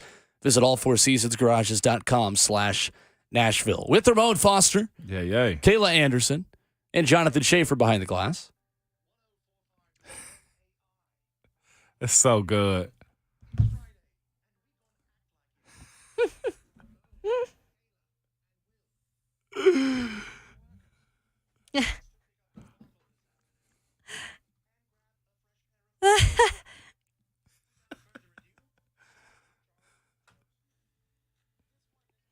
My name is Will Bowling, and this is The Vibe this morning. Yeah. The work 9 to 5. Said I'm gonna party. This is so awesome, man. Hey, it's Friday. We're at it tonight. 2 of y'all are just going to have to open an album after singing this all morning. Friday. I hate YouTube can't hear it because they deserve to hear this. Everybody deserves to hear this. They can pull up the app. They It's can. simple. They can We call have an me FM radio signal. It's Friday, baby. What a time to be alive. Baby. 104.5 FM on your radio dial. Right? 104.5 The Zone app. That was It's simple. that was such a radio DJ drop right there. 104.5. Say it again. That was pretty good. Well, it's 104.5 on your radio dial. 104.5 And the man who will say every fall, moving left to right or right to left on your radio dial, will join us in 15 minutes. Wow. Voice of the Titans, Mike Keith. Vibe. That is one of my memories listening to Mike growing up in this city. Is I remember thinking as a kid, like, on your radio dial. Moving left to right. Okay, they're moving left to right. And you can see it. It's the goal of any play-by-play broadcaster. You want the listener to see what's actually happening. Paint a picture That's is great what job. it is. It's a talent. One quirk that I think is interesting in the NFL schedule, the Buffalo Bills declined their bye week after London.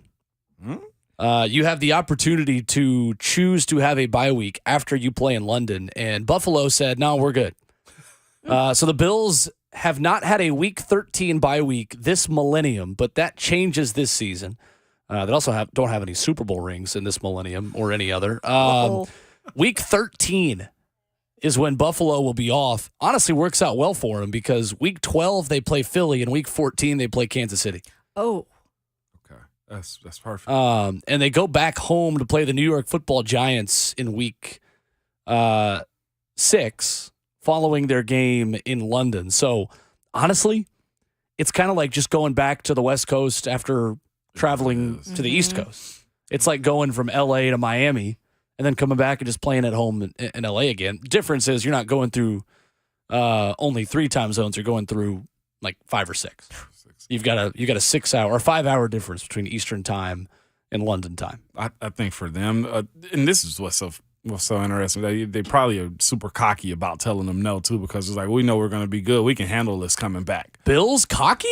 No, never. That's the only reason you do something like this. You know what I'm saying? It's like, no, we're good. Hey, no, sir, thank you. We're good. Thank you. Bills fans, I love you. I just like having fun with you. It's just like trolling. That's all it is. I mean, it ain't even trolling. It's just sports at this point. You prefer after a London or Germany trip to have a bye week as a player, wouldn't you? I would. Yeah, I had a chest contusion last time I went over there, so I needed a week off, man. So the flight back was, it's not as bad. Really? I'll be honest with you. It's not a bad flight over or back, because you usually leave at nighttime and you can catch some sleep going over, and then coming back, you're wired for a second, and then you're going to crash at some point. So it's not a bad trip whatsoever.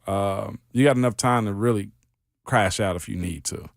How much of a fancy outfit guy were you on team flights in your playing days?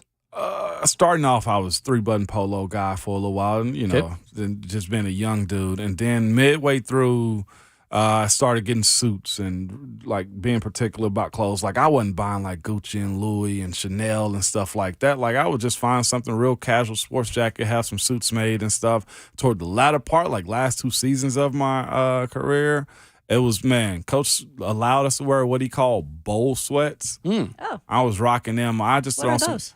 Just the team issued track suits that they give you. Just got to have some nice kickwear. It's the only thing that really matters in it. But I would be khakis or jeans with a button up or something like that. So it wasn't over the top. Like I see guys now get super debonair with it. I'm fascinated with some of the stuff they put together, because the reason I didn't like dressing up like way too much, because you got to get ready before the flight, get on the flight, and what if it's only a quick flight? Okay, it's like, man, or a long flight, and then get out of, go to the hotel, get out of your suit, put on some street clothes, because you're gonna go to dinner. You're not gonna go in your suit. Then the next morning, before you go to the stadium, put the suit back on. Yes. Go into the stadium for the optics, right? Because that was another thing. They didn't have all the cameras around like they do now. Okay. So that I played in a different era of the social media. I was in it, but like all the optics, and then after the game, got to carry the suit back on the plane. It was a hassle.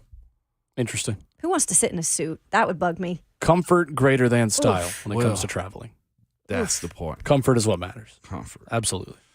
We go back to the phones where Chris is up next this morning, 615-737-1045. What's up, Chris? Hey, good morning, everybody. How y'all doing? Great. Good. Hey, so I want to capitalize on what you were saying yesterday, Will, about FIFA. So I was born in the late 80s, was brought up in NCAA, all the sports games, Madden, all that good stuff. So I'm a big football guy, but I'd have to say on paper, aesthetically, FIFA is by far probably the most aesthetically pleasing gameplay and music soundtrack. I mean, you literally can play that game for you could be in tutorial and practice mode for an hour and a half and just be completely chill. So I'm just like, when you were talking about FIFA, I was like, yeah, FIFA is it's just on a different level. And, I'm over here, I'm super hyped about next summer, because supposedly NCAA is coming back. Yep. Because we've been in a drought for the past 10, 15 years. Wandering in the wilderness. Absolutely. No offense to Madden. I'm a big Madden fan, but growing up, I had to pick between, with my parents, it was either Madden or NCAA, and it was a no-brainer for me, NCAA every year. So when it went out, I was kind of going through some withdrawals for about 2 or 3 years, playing. Sure. It's 20, it's 2018, 2019. I'm over here playing NCAA 2012, just trying to create players that are current and all that stuff. So, so I'll hang up, but FIFA is just, it's on a different level. Appreciate the call. Look at y'all broing out on this, man. He only said facts. Is NCAA, now that it will come back, that'll be like NIL money involved in Well, they haven't figured it out totally yet because it's not coming back this year anymore. It's coming back next year. Okay. It was supposed to be this summer, and it's going to be next summer. Got it. They'll have to have a collective bargaining agreement on that right there. I don't know. To spread the money out? I don't know. Because if you're going to use me in a video game, well, I need a couple coins Yeah. I behind think that. that's now, why it's not coming out yet this year, is because there aren't answers to those questions yet. yeah, for sure. They've been working on it. Phil in Portland is up next before we go to break and get to Mike Keith on the other side. What's up, Phil? Good morning, Phil. Hey, thanks for taking my call. Listen, you guys have made my day, and I want to tell you why. So I get in the car like I do every morning. I go check my preset to make sure it's on the best station with the best producer in the world. Preach. And so that's on there. So I start my car up, and I'm heading to let Starbucks rob me of another $7 like they do every morning. Now, right in the midst of this, I want to break down what transition in my life. I'm hearing Will on here preaching about how the Colts are getting put in certain positions that they don't deserve. And I'm like, yes, it's powering me, right? And then I got Ramon over here saying, preach, Will, preach. And I mean, it's just empowering me. And then Ramon comes through with a 1-2 punch, and he says, I'm tired of these horseshoes. And then I hear Kayla saying, I thought you were going to say something else. I'm like, no. Ramon is a professional. He's got this, baby. I mean, I was cheering you guys on, and I want to let you know the greatest part of this. Because Will preached this morning, that stopped me from going to Starbucks because it gave me the energy I need, and then it get my $7. So I want to let y'all know y'all made my day. Y'all have a blessed day. That's a Hall of Fame call right there, Thank you, Phil. Phil. Wow, Phil. That's a Hall of Fame call, Phil. We're going to need a Phil. drop of Ramon is a professional. Oh, that whole call's getting saved. Absolutely. Thank you, Phil. Oh, my God. Good for you for standing up to Starbucks. Yeah, Good put for you. The 7 in the collection plate then, my brother. 10%. the overflow. Coming up next, Voice of the Titans, Mike Keith joins us. His initial reaction to the schedule coming out, what he's most interested to see as Titans rookies make their debut at St. Thomas Sports Park this weekend. The VOT on the other side. It's Ramon, Kayla, and Will, 104.5 The Zone. Food's down.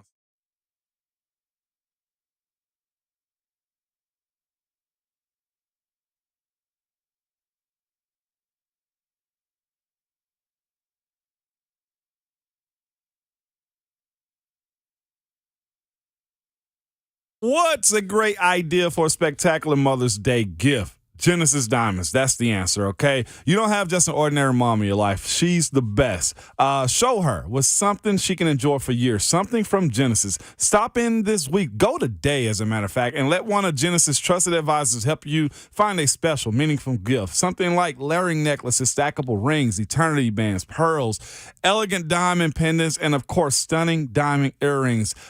Great Mother's Day ideas for any budget. The cases at Genesis are packed for the occasion. Check out their colored gemstone jewelry and all the brand new designer pieces that just arrived. And you got to see the new collection of luxury pre-owned Rolexes. Genesis has it all at the right price. So whether it's her first Mother's Day or her 60th, mom deserves a gift that's anything but ordinary. And at Genesis, that's their special. Exquisite rings, earrings, bands, bracelets, heirloom pieces, you name it, they got it. Timeless gifts of jewelry that she can enjoy and cherish for decades to come, and will always be reminded of how special she is to the family. So Genesis Diamonds, the only jeweler I recommend.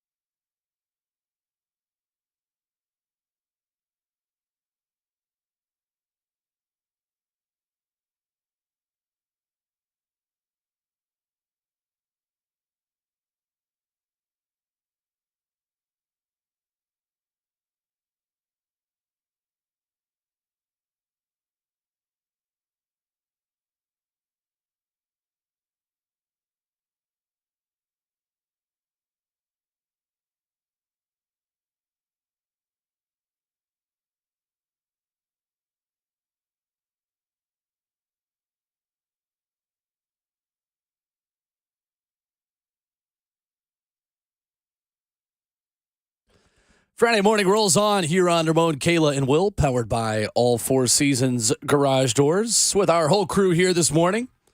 Jonathan Schaefer, our producer, Ramon Foster, Kayla Anderson, I'm Will Bowling, and joining us on the Mark Spain Real Estate Hotline, voice of the Titans, Mike Keith, giving us a couple minutes here this morning. Good morning, Mike. How are you?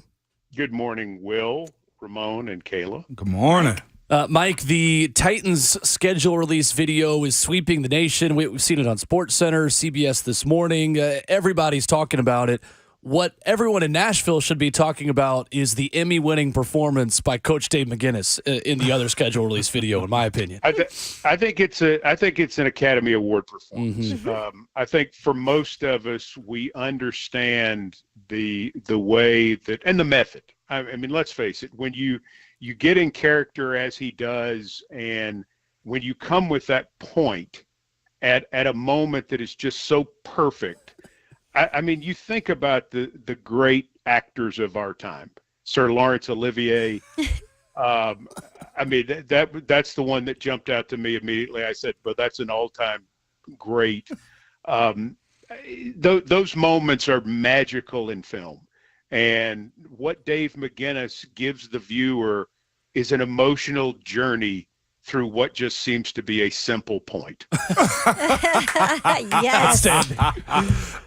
That was beautiful, right? In all seriousness, though, Mike, it is cool just what Nate Bain, what the Titans were able to do with all of these things, because as Nashville natives, as fans of this team, whether you're from here or not, it is cool just the way the team has connected with the city on a little bit more of a serious note, and I think captured the entire kind of essence of this community. Honestly, maybe I'm reading too much into it, but it felt cool. I think they did a great job, and I think they obviously had a lot of what we call friends of the program who were willing to jump in and take part, and that's a wonderful thing, because those are people that have meant a lot to us over 25 years, and it's been a long time sort of building that. What's the right word? Trust is probably not the right word, but just a credibility that people want to be involved with our organization. I think it speaks to kind of everything we've been, and to have, Jeff Fisher come back and do it, and all those things, that really means a lot. And then the younger people who are influencers who are willing to do it because they think it's a cool thing, which is a great thing. And then, I mean, let's not forget the helpful nature of all of the people on Broadway, our tourists, our bride parties or whatever, people on pedal taverns. We are in an area for fantastic content opportunities, because people see a camera, and the mix of being out of their element, being comfortable, and maybe even an adult beverage will allow you to want to jump in front of the camera and identify the Baltimore Orioles as a team we're going to play this year. So certainly the friendships, the partnerships, the talent within, and then the available opportunities to interview people who might be a bit unsuspecting. All good. Well, Mike, I'm just curious who in the Titans who in the Titans radio crew on their fantasy football team is picking Chester Cheeto as their team name this season. Well, I mean, that's obviously going to be Rhett Bryant. He graded him. He watched the tape. He knows he's originally from Tulsa, Oklahoma. He went to Washington High School. He's got a 34-inch vertical and an 84-inch reach. Yes. And so he's already written him up, and I think he'll feel very strongly about that selection. That's Mike. This is super fascinating. This entire broadcast, okay? 84-inch reach is fantastic. Love it, man. So no short arms for Rhett Bryant is what you're saying. No, he doesn't believe in short arm people. He would be, if Randy Newman sang a song against short people, Rhett's version would be short arm people have no business. That sounds like a song that's going to be soon coming out of the Titans radio studio as we speak. I bet it's done by the end of the show. Fantastic. Oh, me, oh, my. Mike, I have to ask this question, man. Did you ever imagine in the NFL to get to this point with these productions? Everybody released something, and it's all very funny. Like you said, in today's world, the social media influencers are all in these videos that I recognize and others too. Did you imagine it being this? No, I don't think anybody imagined that you could get to this point, but when you decide something is a thing and you say, we're going to make the schedule release a thing, and then it becomes the thing for the month of May, which it is for the NFL, and then they put their world behind it, and then everybody says, we want to be a part of it, and then it's hip to be a part of it, then you get that. I mean, I think that's a lot of what the NFL has done so well is they have made these decisions that the schedule release is a big deal. The combine is a big deal. Yeah. The start of free agency is a big deal. All of these things, and in different ways, obviously. I mean, there's not the celebration of the start of the combine as there is the schedule release. But what other sport has this? I mean, nobody, this is the power of the NFL. This is why the NFL is number one in the world, because right now the NFL has a great game. We have great players. We have great personalities. We tell stories. I mean, look at the first round of the draft. Look at the TV ratings for the first round of the draft. Mm-hmm. And it's because they put in soap opera elements. You know, and it was awful seeing Will Levis sitting there in the green room, right? But that they're going to do that because they know that's what some people want to see. And they're trying to make it appeal to the people who want the 84-inch, wingspan, and the people who want the 4.3, and the people who want to see the hats the guys wear and what the inside of their suits are like, and what their mom's wearing, and then every other part. And when you incorporate all of that, you've got something that is beyond a sport. I mean, think about this. In 2 weeks, the NFL has dominated sports coverage, and there has not been the presence of an actual football. Yeah. That is insane. It is the NBA. The NBA has some great playoffs going on right now. Mm-hmm. The NHL, great. There's some great matchups going on right now. We got good stuff in golf. There's all kinds of stuff, but it doesn't compare to the NFL. And we're not doing anything except practicing without helmets. That's it.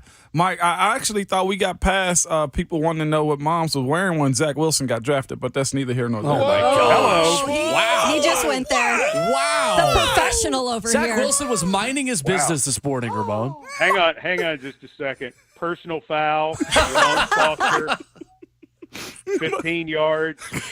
Ramon Foster has been ejected from the game. Penalty will be assessed to the next segment. Replay the penalty will That's be great. assessed in the 9 o'clock hour. That's fair. I deserve it. You do. Wow, that's unbelievable. You get a Coach Mack point for that. That's what I was waiting for right there, man. But now we're back. We're back. Thank you. The flow of this schedule, though. I know you've had an opportunity to break it down with Rand, Coach Mack last night. What do you think of it? The first 6 weeks of break, and where do you go from there with this flow of this schedule for the 2023 Tennessee Titans? I like it, Ramon. I like it. I mean, I like all the noon games. I like the fact that on the back end of the schedule, five of our last 8 are division games, 4 division games in the last, 5 weeks or something, and 3 of them are home games. I know there are the 3 road games in a row in there, and that's not great. I know that we won't be home for quite a while, but, after October 1st, we're not back home for what? I mean, I guess we get back home October 29th, and then we're not back until November the 26th. So that's tough. Mm-hmm. But I think it's fair. I mean, I've come on this show and bellyached about schedules coming out and who hates us at the league office and life's not fair. But this is totally fair. I mean, if we take care of our business, we've got a chance at the end to be playing for the AFC South. Yeah. And that's really what you want. Now, we've got to take care of our business, and that's easier said than done, but that's what it comes down to. Mm-hmm. And can you take anything away, Mike, from I know that the Houston Texans, the Indianapolis Colts have 0 primetime games. Of course, the Jags have 3 after ending their season well. But the Titans get 2. Still getting a little respect, I feel like, in that aspect. Yeah, I think so. And that too, Caleb, that's the Vrabel factor. I mean, we've got a star as a head coach. And, I mean, the first thing they're going to show when they show us is either going to be Derrick Henry or our head coach, Mike Vrabel. Mm-hmm. And so, and we did have 6 winning seasons before that. So, we've got a little bit of a track record. I mean, as poorly as things ended, we still played for the division title and we're leading the ball game, with 3 minutes to go. So, I mean, it's like we're still on that cusp. And I think it's a fair amount of respect. I had really hoped for a couple of primetime games. I'd certainly hoped for one at home because I love that for Nashville and for our fan base and, for the bride parties and everything that like to come into town when football's going on. But the whole thing, in my opinion, is right on. And I think that's where we are right now. The other thing, too, is for all of us, I mean, we have an opportunity to get more primetime games. Yeah. With the flex scheduling in weeks 11 through 17 on Sundays, and now on Mondays in weeks 13 through 17, and even the possibility of being moved to Sunday night football or Saturday football as we were last year in week 18. I mean, it's there. So for all of us, I mean, I think it's from a TV plan, Kayla, mm-hmm. It's 100% the right move by the league to not go with this everybody gets a trophy in terms of a primetime appearance part. That's not good business. I agree. I mean, Houston, on the surface, Houston does not deserve, a primetime game. Now, if they come out and go 5-2, they're going to get one, and they will 100% deserve it. Same for Indy, same for Atlanta. And again, I'm not saying anything bad about those franchises. I'm just talking about making TV decisions. And we are a TV league in terms of what their marketing program is to start with. We're certainly a multi-dimensional league in terms of radio and social digital. And you saw that yesterday and the different platforms that we work off of. But, TV pays a lot of the bills. We all know that. Mike, we've got mini camp coming up tomorrow, which is exciting. A little bit of football here in the Music City. What are you kind of looking at with these rookies coming in? And I know there's just so much that you can see, we can see this first weekend, but what's kind of the storyline for you? I want to see Levis. Okay. I want to see where he is. I want to see what he's about. I want to see what they ask him to do. I want to see how he responds. Very interested to see Spears at running back. Yeah. And see if he's able to grasp the concepts based on the incredible work that we saw from him in Mobile at the Senior Bowl and certainly what we saw in 2022 from him at Tulane. And then I want to see Wiley, the tight end. I'm really interested to see his athleticism. I was intrigued by the picture from Topgolf that was posted of he and Colton Dowell. And obviously, I'm interested to see Colton Dowell as well. But you had Spears and Colton Dowell, and you got Levis. And I'm looking at that picture. I'm thinking, that dude is big. And then you see Josh Wiley, and you're like, that dude is really big. So I want to see, all of that to kind of figure out where it goes. I also want to see a couple of these undrafteds to see if the state, because here's what happens. All these undrafteds agree to terms, show up, and then 3 or 4 of them come in and they just absolutely cannot function. Mm-hmm. And they get beaten out by a rookie tryout player. It happens every year. Which ones can function? Because like when we saw Nick Westbrook-Akine at this sort of stuff, we're like, that guy can play. Sure. You can just see, you watch that guy and you're like, that guy can play. I want to see I want to see that as well. So I'm really excited about it. I can't wait to get out and watch him work.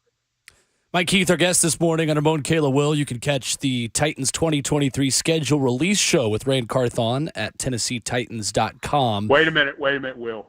Really, It's with Dave McGinnis. Ooh, okay. It's starring Dave McGinnis with Rand Carthon. Perfect. So I think we need to I mean, I've been handed a note that we need to promote him in this way now. Yeah. That he's a big theatrical star. I think it's really important. I've also learned that Lifetime has hired him to star in the Rutherford Hayes story. So their offers just pouring in. It's really big for his pursuit of an EGOT, Coach Dave McGinnis. Yes, it is. It certainly is, and I would like to be there when you explain to him what an EGOT is. Absolutely. We thank Mike Keith and both the Academy as well for their efforts we thank this the morning. Academy. That's We do, right. yes. Mike, thank you so much for the time as always. We appreciate it. All right, guys, have a great Thanks, weekend. Mike. Yes, sir. There's Mike Keith with us this morning here on Ramon Kayla and Will as we thank both the Academy and the Hollywood Foreign Press for their consideration this morning on the show.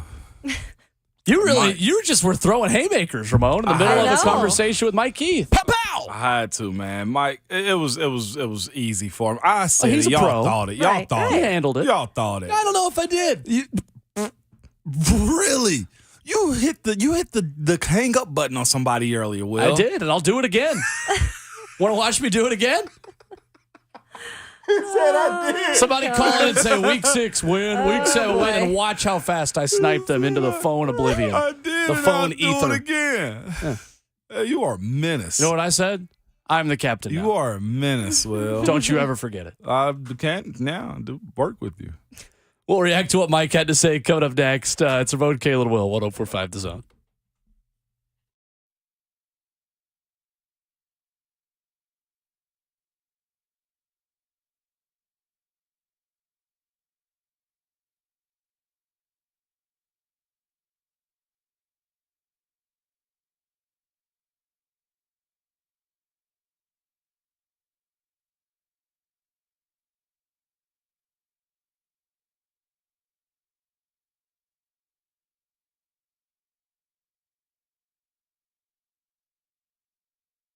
I'm joined now by our good friend Dean Glasscock of Arbor Art Tree and Shrub, your expert in trees and shrubs right here in Middle Tennessee. Dean, you guys offer so many good services. Tell us more about how you can help ash trees that are dealing with this emerald ash borer epidemic.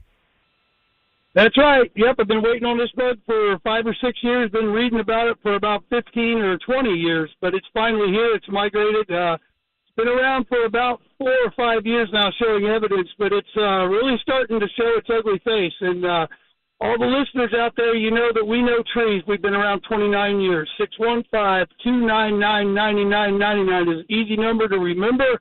If you have questions, if you don't know you have ash trees in your yard or not, you're going to start finding out because they will die. It's a 100% mortality rate. It's super important that you get educated on these trees. I'm sure you're going to start seeing them as you drive down the road, and you'll start noticing a lot of dead trees. And this insect is a big killer for the ash trees. So we want to hear from you, 615-299-9999. We can help you manage this so you don't have to cut every tree down, but we can treat them. There's things we can do these days to help them out. So give us a call, 615-299-9999. I sure appreciate it. We want the opportunity to serve you if we can. Have a great weekend.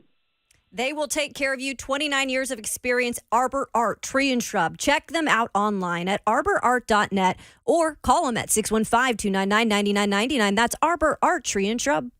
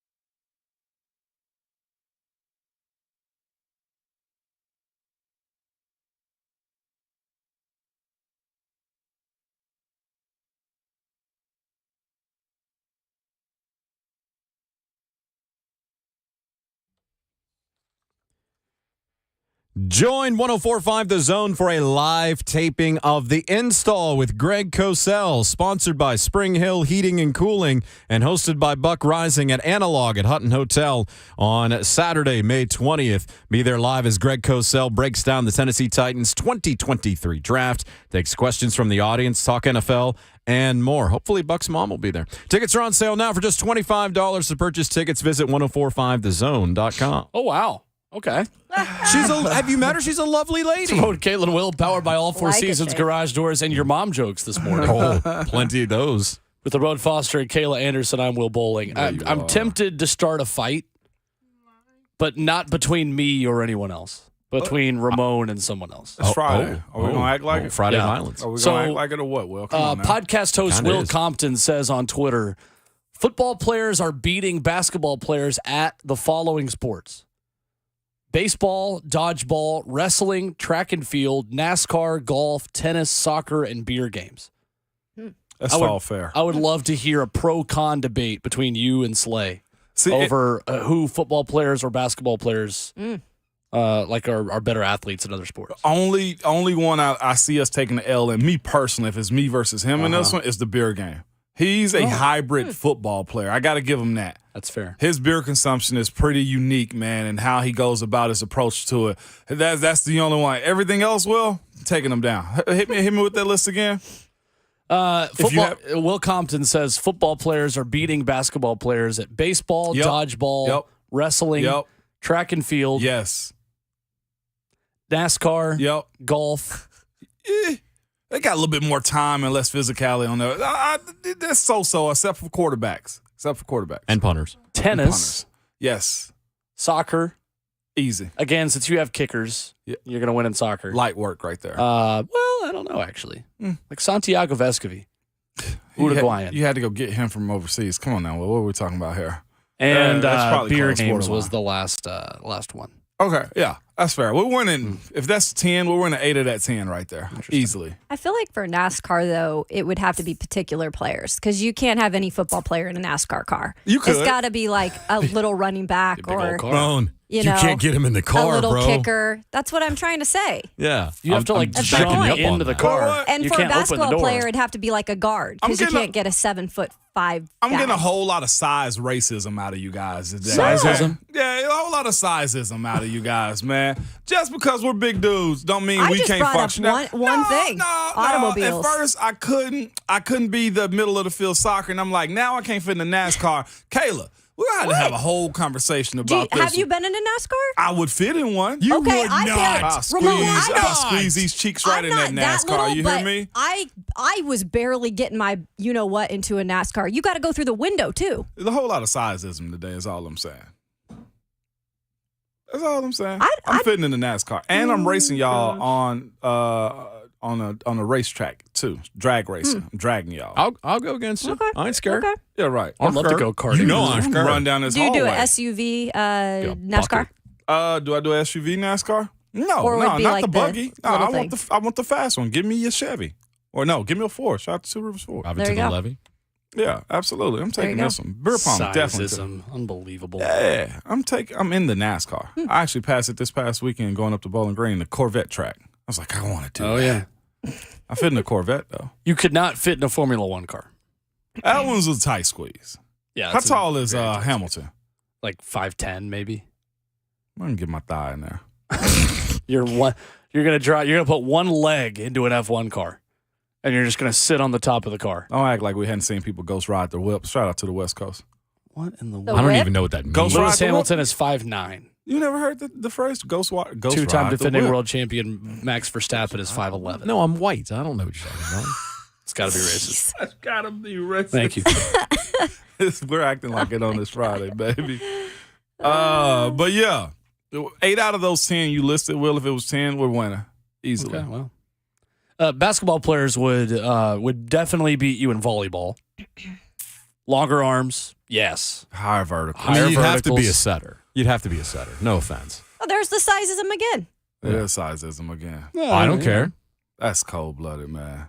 Not just me, though. I'll fight you. D Good said, "Wait, Schaefer is white." You know, I'll take it as a That's compliment. a compliment, baby. We're just people. So that'll be a conversation the next time Slay comes on this show. It will be. I'm here for that. Slay, honestly, though, has the best experience for this question because, as you mentioned, Slay is an honorary football player at the University of Tennessee. Yeah. And Slay, when you go to football games, gets dapped up more than anybody. He really does. In the world, Craig, when you go to Knoxville. He was around the round circle with me, Rob Ayers, and Coach Ryden Garner. I'm like, hold up. You ain't play football. What are you doing over here cackling with us? Nah, I kid. But, yeah, he is honorary. When Al Wilson calls him his resident football player, yeah, that legit. Means something. That's legit. He called Al Wilson Alizé, by the way, too. That says something. Fantastic goal. Fourth and final hour of the show coming up next. Yeah. 20th hour of the week. It's been a good week. It has. It's flown by. It has. You said this, like on Wednesday. I was like, man, this week is blowing by us. Yeah, it is. I'm excited. I said it this morning. Schaefer is cackling about something behind the glass. Ramon responded I'm debating on if I want to know. You want to know what happened? Real quickly. What I'll often do is That's so funny. I'll remind the talent, hey, you've got this commercial coming up. Kayla and you, Will, are fine. Ramon, sometimes he forgets that he's still on the air when I tell him this information. And he goes, yeah. Oh, yeah. That's and then he's still on. But then somehow it's my fault, and he goes all, and I go, I can't help you're not a professional. The sizest of you to not turn his mic off in order to talk back and forth with him. Hour 4 coming up next, and who knows what's going to happen today. It's Ramon, Kayla, and Will, 104.5 The Zone. I did.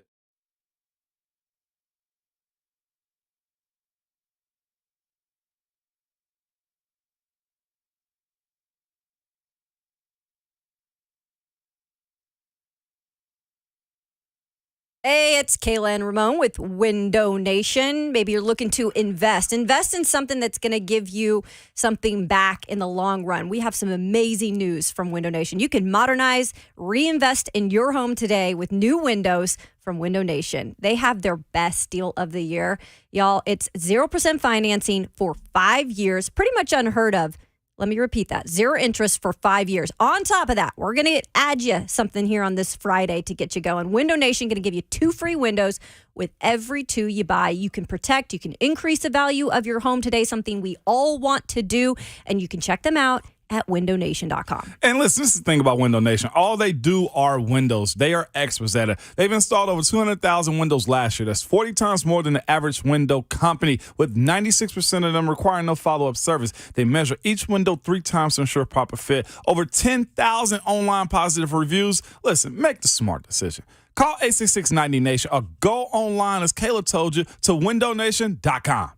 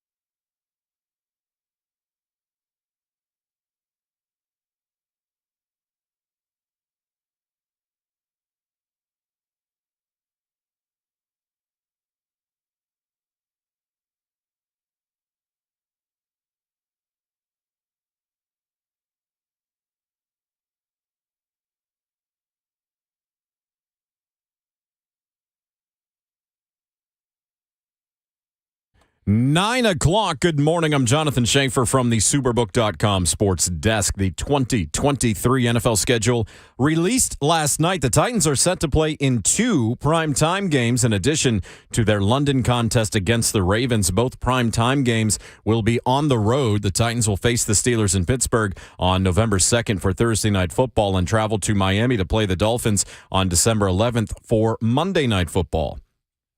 Tennessee will open its season September 10th at New Orleans and will host their home opener the following week against the Chargers.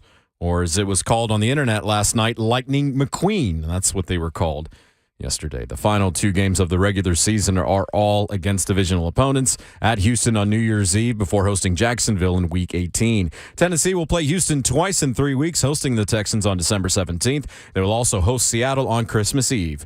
You're welcome, Kayla. Additionally, the Titans announced they have agreed to terms with 3 draft picks, 5th-round tight end Josh Weil, 6th-round offensive lineman Jalen Duncan, and 7th-round wide receiver Colton Dowell. Vols baseball hosts Kentucky this weekend. They're going to at least try. Might have some rain in there at Lindsey Nelson Stadium. It's a matchup of ranked teams in the SEC. We will join the Vol Network tonight in progress following 3HL. For all your foundation repair and waterproofing needs, visit USSTN.com. Breaking news at once on here with the Titans and Vols. This is 104.5 The Zone.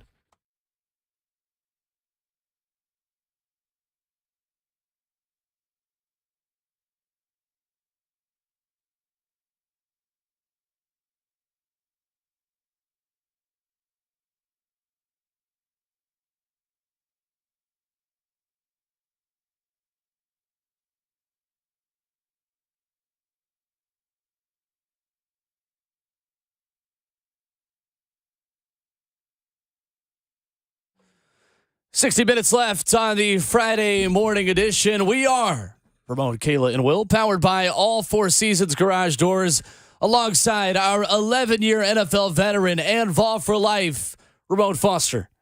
Yeah. Our capitalized J journalist named Kayla Anderson. And the best producer in the world. He's top 5, and he's not 5, 4, 3, or 2. And his name is Jonathan Schaefer. Hey, I'm gonna act like it. Yeah.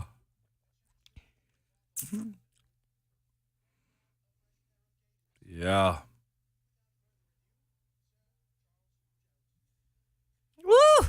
Come on, Sir Charles. That was smooth. Come on, y'all. 9 to 5. Now we're gonna Party. Come on now. Let them have it, Kayla. It's Friday. Let's have party, baby. It's Friday. Chills again, man. Schaefer, can I get a Ric Flair woo in the middle of this, too? Get groove on. Woo. Friday. Beautiful. And it's raining like We perfect. gonna party till the break of dawn. Guess what? It's Ramon, Kayla, and Will. Yeah, we got our work Powered y'all. by All Four Seasons Garage Doors. Tell him, Will. My name is Will Bowler. Yeah, you are. As you listen to the sweet sounds of Friday. Haters. By Sir Charles. That I made. There Come you go. on, y'all. There's your Friday vibe. And we've got a schedule. We've got a 60 minutes remainder of the show. We've got good vibes. Mm-hmm. Real good vibes, man. Despite the weather, will not hold us back, man. Will not hold us back. This Kayla, weather makes it better. It does make it better. Slow down a little bit. Is Broadway still crazy when it rains? Yes. It don't matter. Yes. Kayla look Monday like through Friday. Kayla look like you 6 fool. It's a.m. Broadway. Don't matter. It's Man, so that much place worse is when it packed. rains. We almost Vegas Strip like. Similar, Yeah. but shorter. When does it shut down? Like Less smoke and sadness. less smoke and sadness.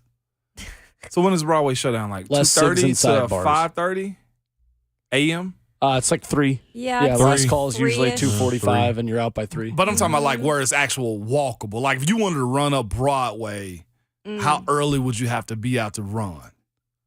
What do you mean? Like 4:30. 4:30 to like 7? Because the You mean tourists a get out run at up what around. time? Like a run. Like you want to run around the city. I'm gonna do that. I think you got 4 to 7. 4 to Yeah, I 7 think that's a.m. fair. 4 to 7 a.m. before you get woohoos out there. You could still go by 10 on a weekday. That's a better Not name. a Friday weekday, though. Monday through Thursday, you could still do a runner on Broadway around like 9 or 10 a.m. Okay. I've done it before. That may be true. Yeah. I mean, we don't know because we're here, so we don't. Who's we to don't say? know. Yeah. We don't have the technology. We should just do a show remote out there just to see it for Kyle ourselves. Shanahan, The degenerates. can you share my thoughts on doing a show from Broadway?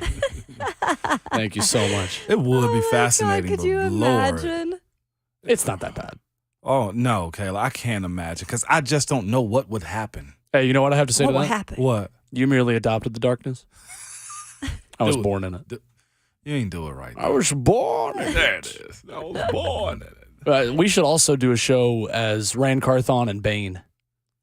Now that you have an impression that you can do. You wouldn't do it for Mike Keith, but you do it for I know. us. Shafe said I'm going to pay for that. Oh, okay. Yeah, he told him, it was like, you've made it to the Thunderdome. Perfect. I believe him, too. You merely adopted the Thunderdome. I did. I was born in it. NFL.com and their schedule release today, list of the top primetime games. We'll get to that coming up in just a minute. But first, we go back to the phone lines where Tom is in Mount Juliet, up next with us this morning. What's up, Tom? Good morning, well-informed professional radio personality. Thank you. Hey, you're off to a great start. And good morning, Will and Ramon. Oh, okay. All right. I'll hang up on somebody else again. I will do it, as God is my witness. Who do you think you are? Huh? My guy got something to say about that. Take that. You guys all do great. It's a great show. I enjoy it every morning. Thank you. I've seen Ramon in person, and yesterday at the golf tournament, I saw Slay in person. Neither one of y'all are getting in a NASCAR. Sizeism. Fantastic. But my question is this, and I haven't understood it for the last two seasons.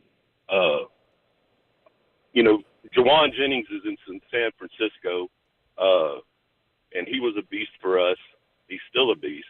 He's a beast in the slot. Of course, he's surrounded by all kinds of talent and things like that. And maybe I just don't quite understand what restricted free agency means. So if San Francisco offers him, say, the league minimum, he has to stay there, Ramon? Yes, he does have to stay there.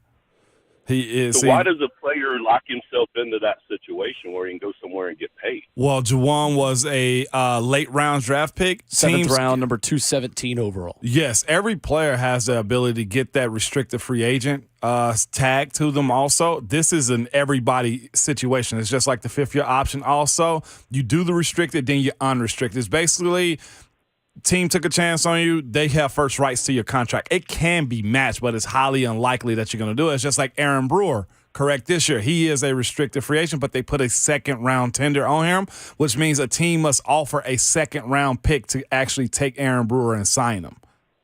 I see. So do you know much about, you being involved for life, do you know much about when he has a possibility to leave San Fran? Next year, after this restricted free agency tender is done. Most teams also don't ever poach a guy with the restricted free agency tender. All it tells Juwan Jennings is this: you did good enough for us to offer you a higher contract. That restricted free agency tender that he got this year is probably about $1.3 million. So there's a benefit for him also. True. Yep. And so it's somewhat of a guaranteed job as well. It is, but it's not guaranteed until you make the roster. That's the other portion of it. They have the ability to just lock you into a roster spot with the promise that you have the opportunity to make more money than you have in your first 4 years in the league. Okay. Or 3 years in the league. San Francisco has the option to offer him a better contract next year, or he comes unrestricted free agent. Oh, no. Correct? After this year, he is an unrestricted free agent. He can go wherever he wants to. Right. Yep. Okay. Yep. All right, great. Thank you for the information. Appreciate it. Yes, sir. Thank you, Tom. Nice. Appreciate the call. Good breakdown there. Had to be professional right there. That was.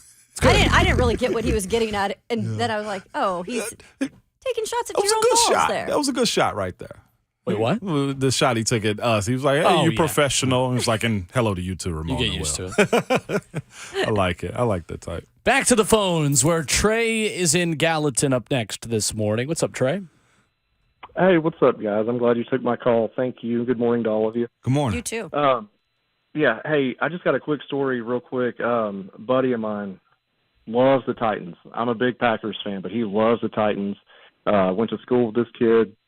like I hung out with him at lunchtime, all this kind of stuff, and I hang out with him. If we can't hang out, we FaceTime, all this stuff for, Titans drafts, Titans schedule release, big time games, all that kind of stuff. And went to school with him. His name was Richard. And the thing about Richard, he had Tourette's. And so, like, I was one of the few people that would hang out with him, and I could understand him because, like, I could see where he was going.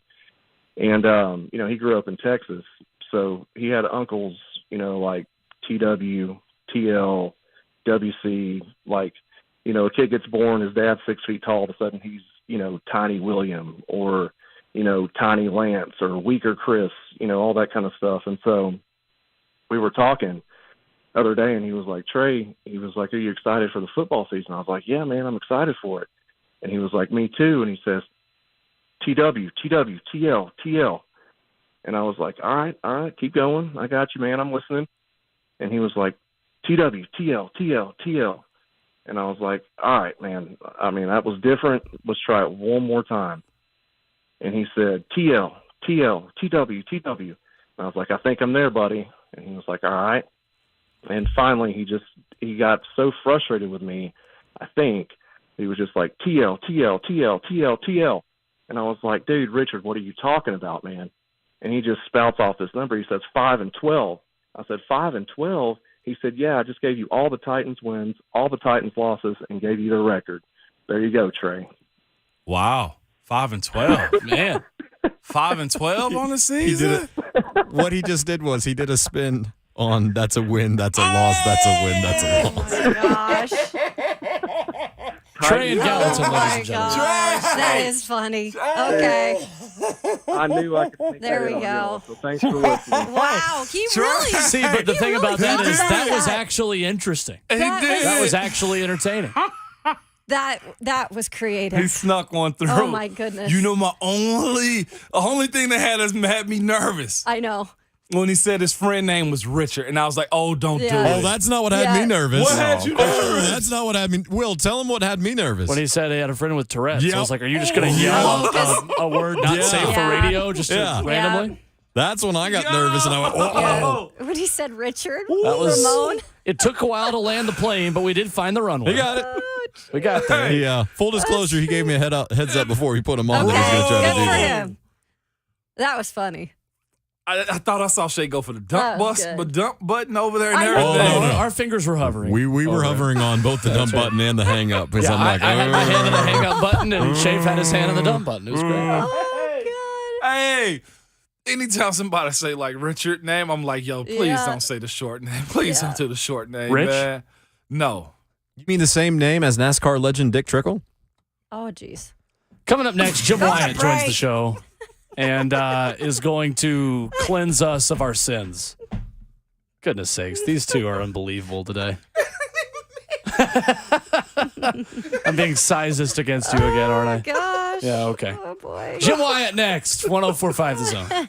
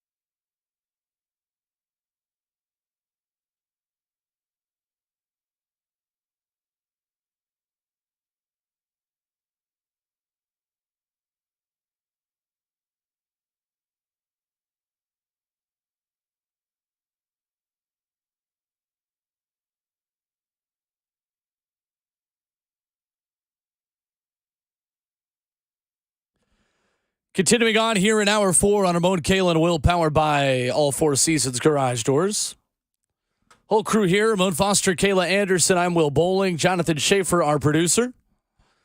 And joining us for a couple minutes here this morning, talking Titans, is Jim Wyatt of TennesseeTitans.com. What's up, Jim? How are you? Not too much. I guess this is the penalty in the 9 o'clock hour that you guys were referring to for Ramon's infraction in the 8 o'clock hour. Well, Jim, we need you to keep Ramon in line. We figured you were the perfect person to do this. Ramon actually is rocking the Dodgers jersey today, too. So, okay, I like that. Perfect day. Yeah, that's right. See, I didn't bring you an apple. I brought you a fan support. See? It's a little bit better. I like that. I like it. Jim, we talked about the Academy Award that Coach Dave McGinnis deserves for his role in one of the Titans schedule release videos, but I can't remember a time where the Titans broke the internet more on social media than they seemed to do yesterday. Yeah, it was crazy. Like the video that was done at Robert's Western World that featured the great Dave McGinnis I thought that was really well done and great cameos by so many people that everyone recognizes. And that could have stood alone by itself as the schedule release video, but then the one on Broadway, I think I've watched it 15 times already, and including 3 times this morning, and it's certainly the talk of the league. Not only on a lot of these telecasts this morning, I'm seeing it all over Twitter. It's just an absolute riot, and so everybody that had a hand in both of those deserves a lot of props. But the one on Broadway was just hysterical, I thought, and I think that should be the schedule release video every year. It should. We have all had those conversations with people on Broadway asking us for directions because we look like locals, and we have all seen the look of confusion in the eyes of people on Broadway. Jim, interesting. The Titans have no games this season against teams coming off of bye weeks. With Mike Vrabel's history and success with extra rest, just how significant, how rare is that for this team this season? Yeah, it is rare, and the Titans obviously have some games. They've got some games on short weeks. They've got some games coming off. They got the Thursday night game. They got obviously the bye themselves coming off the London trip. I think that's an interesting point. I think for me, when I first saw the schedule, what stands out to me is I think that the first part of it is challenging, and then the 3 straight road games in November, challenging. But I like the fact that you've got 5 of the last 7 games at home. You've got a lot of your division games at home, and you got the season finale at home against Jacksonville. So some good parts of the schedule, obviously some challenging parts of it as well. I love, the people going that game in London have to love, a Titans-Ravens matchup. I've hated in some ways to see that game leave Nashville because I know what an atmosphere it always is when the Ravens come to town, but that's a marquee matchup for the folks in London, and so that should be a great game as well. When you look at the first 6 of the season, how big of a challenge is this for this team, considering the OL that has to mesh, the ability of this team to really get on the same page offensively, I think is the biggest question mark right now. Yeah, I agree. And, New Orleans obviously going to have some changes themselves right out of the gate that they're dealing with. So maybe you get them before they hit their stride. But, to know the quarterbacks that are coming here early with Herbert and Burrow, with the Chargers and the Bengals come to town, knowing you're going to face Lamar Jackson, in London, that's a challenge. You do get an Indianapolis team that I'm assuming they're going to be starting a rookie quarterback in that game, and some things to certainly sort out, during the first part of the season. I think this defense is going to be ahead of the offense to start the year just because of some of the returners. As you mentioned, Ramon, offensive line that's going to have so many new faces on it, receiving core that's going to be, as it stands right now, young and relatively inexperienced. Those guys have to get on the same page early. I'm including the tight ends in that group, and we'll just see what kind of start this team can get off to. And as one-sided, one-track mind I can be a lot of times, I'm thinking about the offense, right? But Will brought up the other idea for the opposing offenses. These quarterbacks in those first 6, though, Jim, like this puts pressure on Ryan Tannehill, especially if these offensives for a team like the Chargers or Cleveland with Deshaun Watson, Cincinnati, we know what they bring. And then, of course, Baltimore, the idea that Ryan Tannehill may need to be able to, win the games on his shoulders, especially with the OL and Derek trying to create running lanes for him. Like, pressure's on 17 this year, man, to say lead us this first portion of the season, in my opinion. Where are you at on that one? Yeah, I agree, but I think you still follow that same formula that you've used here in the past, and that's to pound it with Derrick Henry and to limit the other team's possessions by doing so and controlling the football. Obviously your defense has got to stand up and keep those teams from scoring like they do most Sundays. So it'll be on everybody, but obviously, yeah, when you're in games with those teams, you're it's almost unrealistic to expect that you're going to hold those teams to 2 touchdowns or in single digits or in the team. I mean, you're going to have to score because they're going to find ways to do it. Jim, you spoke about the last 5 out of 8 games coming against AFC South opponents. We've been so used to in the last at least couple of years, at least seeing a team like the Colts early on, in a short amount of time. And you said you like this, though, having those AFC South opponents late. Can you kind of give us your reason why, even though maybe perhaps their quarterbacks might be getting into a groove at that point of the schedule? Well, and I like it because, that you've got a chance no matter how the early part of the season goes. And I'm not conceding anything as far as how September, October going to go. But let's say you stumble some early in the years, you try to find your way. You've got a chance when you've got so many games against AFC South opponents down the stretch. And, so I don't think you're ever really out of it. I mean, I think what Jacksonville did last year, and again, I don't know that the Titans are going to be in a scenario where they're playing catch up down the stretch or trying to come from behind like you're in the Kentucky Derby. But look what Jacksonville did last year. I think everybody counted them out when the Titans had such a big lead, but they were able to find a way to win late. They were able to get some momentum, and they were able to win the division. And if no matter what happens with the Titans early on, I think they're going to have a chance because of that schedule down the stretch with so many division opponents, with so many games at home. But reality is you just got to find a way to hit your stride when it matters most, and hopefully this schedule gives this team a chance to do so. What did you think about the 2 primetime games, Jim? I talked to Mike and asked him this question earlier, and he said, to have 2, that's still showing a lot of respect for a team that, lost 7 straight to end the season. When you're looking at the Colts and the Houston Texans, who have 0 primetime games right now, at least without the flex. Yeah, I wondered about it. Like before I saw the schedule yesterday, I thought there was a scenario where they wouldn't get one at all. And, I guess beggars can't be choosers, but when you get 2, you obviously think, it would have been nice to get one of those at home. But the reality is they get 2 games in prime time, as you mentioned. I always love going to Pittsburgh at night. I prefer going early part of the season than late because of the temperature, and there's never a bad time to go to Miami. So to have that game on Monday Night Football against Tua and the Dolphins should be exciting. And as Mike mentioned, as you guys have talked about, as you see the asterisk on, the times there with the networks, there's a possibility for some more juggling here down the stretch with NFL's new flex scheduling format. So we'll see what happens, and the teams that maybe didn't get the respect there, didn't get a primetime game, have a chance to earn one by what they do during the first part of the season. Jim Wyatt, our guest this morning on Ramon, Kayla, and Will. And Jim, pretty cool that Peter Skronsky can play his first preseason game as a Titan in his hometown of Chicago, and Tajay Spears can play his first regular season game in his hometown, New Orleans. I can't remember a time where you've got 2 meaningful rookies who are able to go home in their first time as Tennessee Titans. Yeah, that's an interesting point. I mean, it's Skronsky, certainly that's kind of the start for him. To try to establish himself. These guys taking the field here in a couple hours today for the first time. I know the one tomorrow is open, and I'll be curious to see where he lines up when OTAs start here later this month.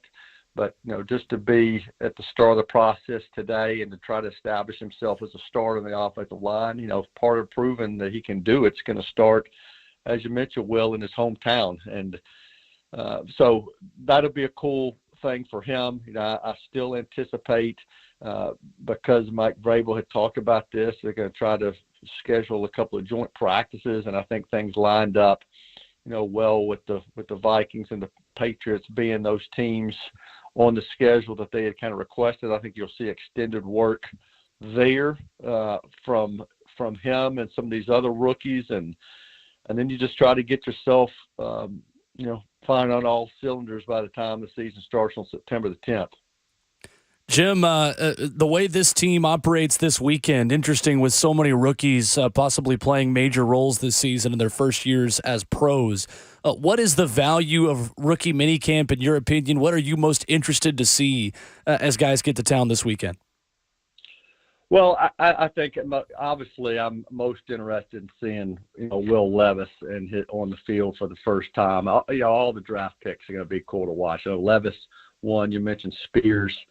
Josh Wiley, just look at his tape. If you YouTube him, and you can see he looks like a receiver out there playing tight end. I'm curious to see him in person. Colton Dowell, such a big, physical, good-looking prospect. Looking forward to seeing him on the field. But, this is different than just having, the 6 draft picks. And I know we're going to officially announce the undrafted free agents here within the next hour, which is that number is going to be a little bit more over a dozen, but it's more than those 20 that are going to be on the field this weekend. It's going to be, by my count, it looks like it's going to be 52 players. That's going to include draft picks, undrafted, rookie tryout guys, some of the pro tryout guys, some Titans players that are returning from last year. So you got a pretty good number there. And so I just want to see how clean of an operation it is. I know sometimes the first day is a little bit sloppy as these guys are nervous and they're doing things for the first time and they're having their coaches ride them about certain things, just seeing how smooth that goes right out of the gate. And usually by day 2, which is tomorrow, some of that stuff is cleaned up. So curious myself just to put my eyes on the draft picks, seeing some of these undrafted for the first time, seeing maybe which one of these tryout guys can impress enough to maybe find a spot to have a little switcheroo with one of the undrafted guys and just see how they look before they join the veterans next week. Jim, in your mailbag that you field questions from, man, what has been the most common question from the fan base that you've gotten? Because it's that time of the year now, everybody's searching for answers. What are they asking you most often than not right now? Well, I continue to get a whole lot of reaction from the draft. I think that's kind of dominated it since the picks were made, and there's been a lot of, initially I got a lot of negativity about the draft and picking Will Levis and not picking a receiver. Had a couple of people swear off the Titans, say that they're not, no longer a fan because of the draft. And then, the most recent mailbags, including the one that's going to be tomorrow, is a lot of people that have come to the defense of the team and kind of wishing those well, who threatening to leave the team because they're tired of their negativity. So it seems like there's been people coming to the defense here of lately after a pretty vicious mailbag or two after the draft. But most of them surround Will Levis, what it means for the team, for his future moving forward, whether they like that pick or not. I'll be curious to see how that changes as people start to see him a little bit, at least start to see clips of him here at practices. Jim, real quick, because you could probably give us a little bit more detail on this since you're around the team a lot. So earlier we saw this week, like some of the guys at Topgolf, the rookies, do they have some of these events that lead up to that rookie mini camp, or is that just like one event that happens within getting kind of inserted in the team and the team culture? Well, I know I knew that was taking place. I know they do have other events that take place around town. I know in past years, and I know they probably switch it up from time to time, but I know they'll take all these guys out together, show them Nashville and have events throughout the city. I don't know exactly what's on tap for this year, but yes, that is kind of a rookie bonding experience that they take these guys through each year as they kind of get acclimated here in the city and on a new team. You got to take him to Broadway, right? Oh yeah, they can maybe make next year's schedule release video. I love it. Jim Wyatt, our guest this morning here on the Road, Kayla Will. Jim, always appreciate it. Thanks so much. Thanks, Jim. Okay, y'all have a good weekend. Thank you. Yes, sir. There he is. Jim Wyatt. Whew. Keeping you in line, Ramon. Yeah, he is, man. I wanted to ask him. I almost did. I was like, man, you talking about it's never a bad time to go to Miami? Are you Miami Jim down there? Like, I think he might be. Miami Jim? I think he might know Be the Maui spots. Jim. Maui Jim. Wrong destination, but fair. That's right. That's fair. He can wear the sunglasses. He could. Fair enough. And the shirts. And the visor. They have shirts too? Sure, why not? Oh, Oh, yeah. there it is. Then Maui Jim. NFL.com with their list of best primetime games. We'll get to that as we wrap things up here today. But ultimately, the thing, Jim, I think that was most interesting from his conversation with us is the note on joint practices, which had not been really discussed a whole lot until today, saying he still anticipates the Titans having joint practices this summer. It says schedule works out with Minnesota or New England. I was going to say, so is that on the road? It's a good question. Yeah. Because they start the first two preseason games on the road, so. Yeah, Chicago on the road question. is where they begin. At Minnesota the week after that, and then New England here in Nashville. The New England joint practices are, that's been common.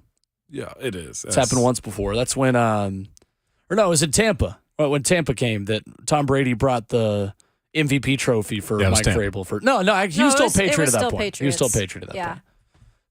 Tom Brady brought a Little League football trophy for Mike Vrabel beating him as a coach. Frenemies. That was in 2018 when the Titans just crushed the Patriots in Nashville. Yep.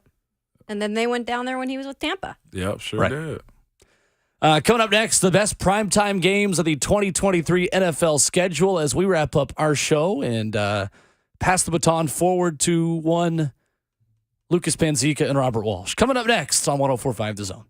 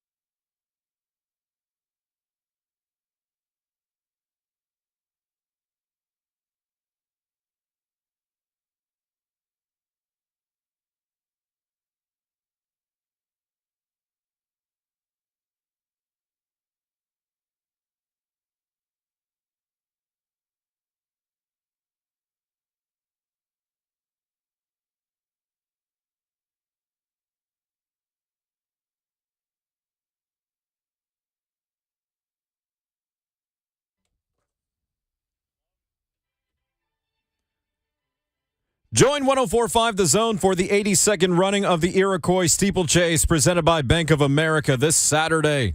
Whoa, wait, that's tomorrow. Percy Warner Park is the place.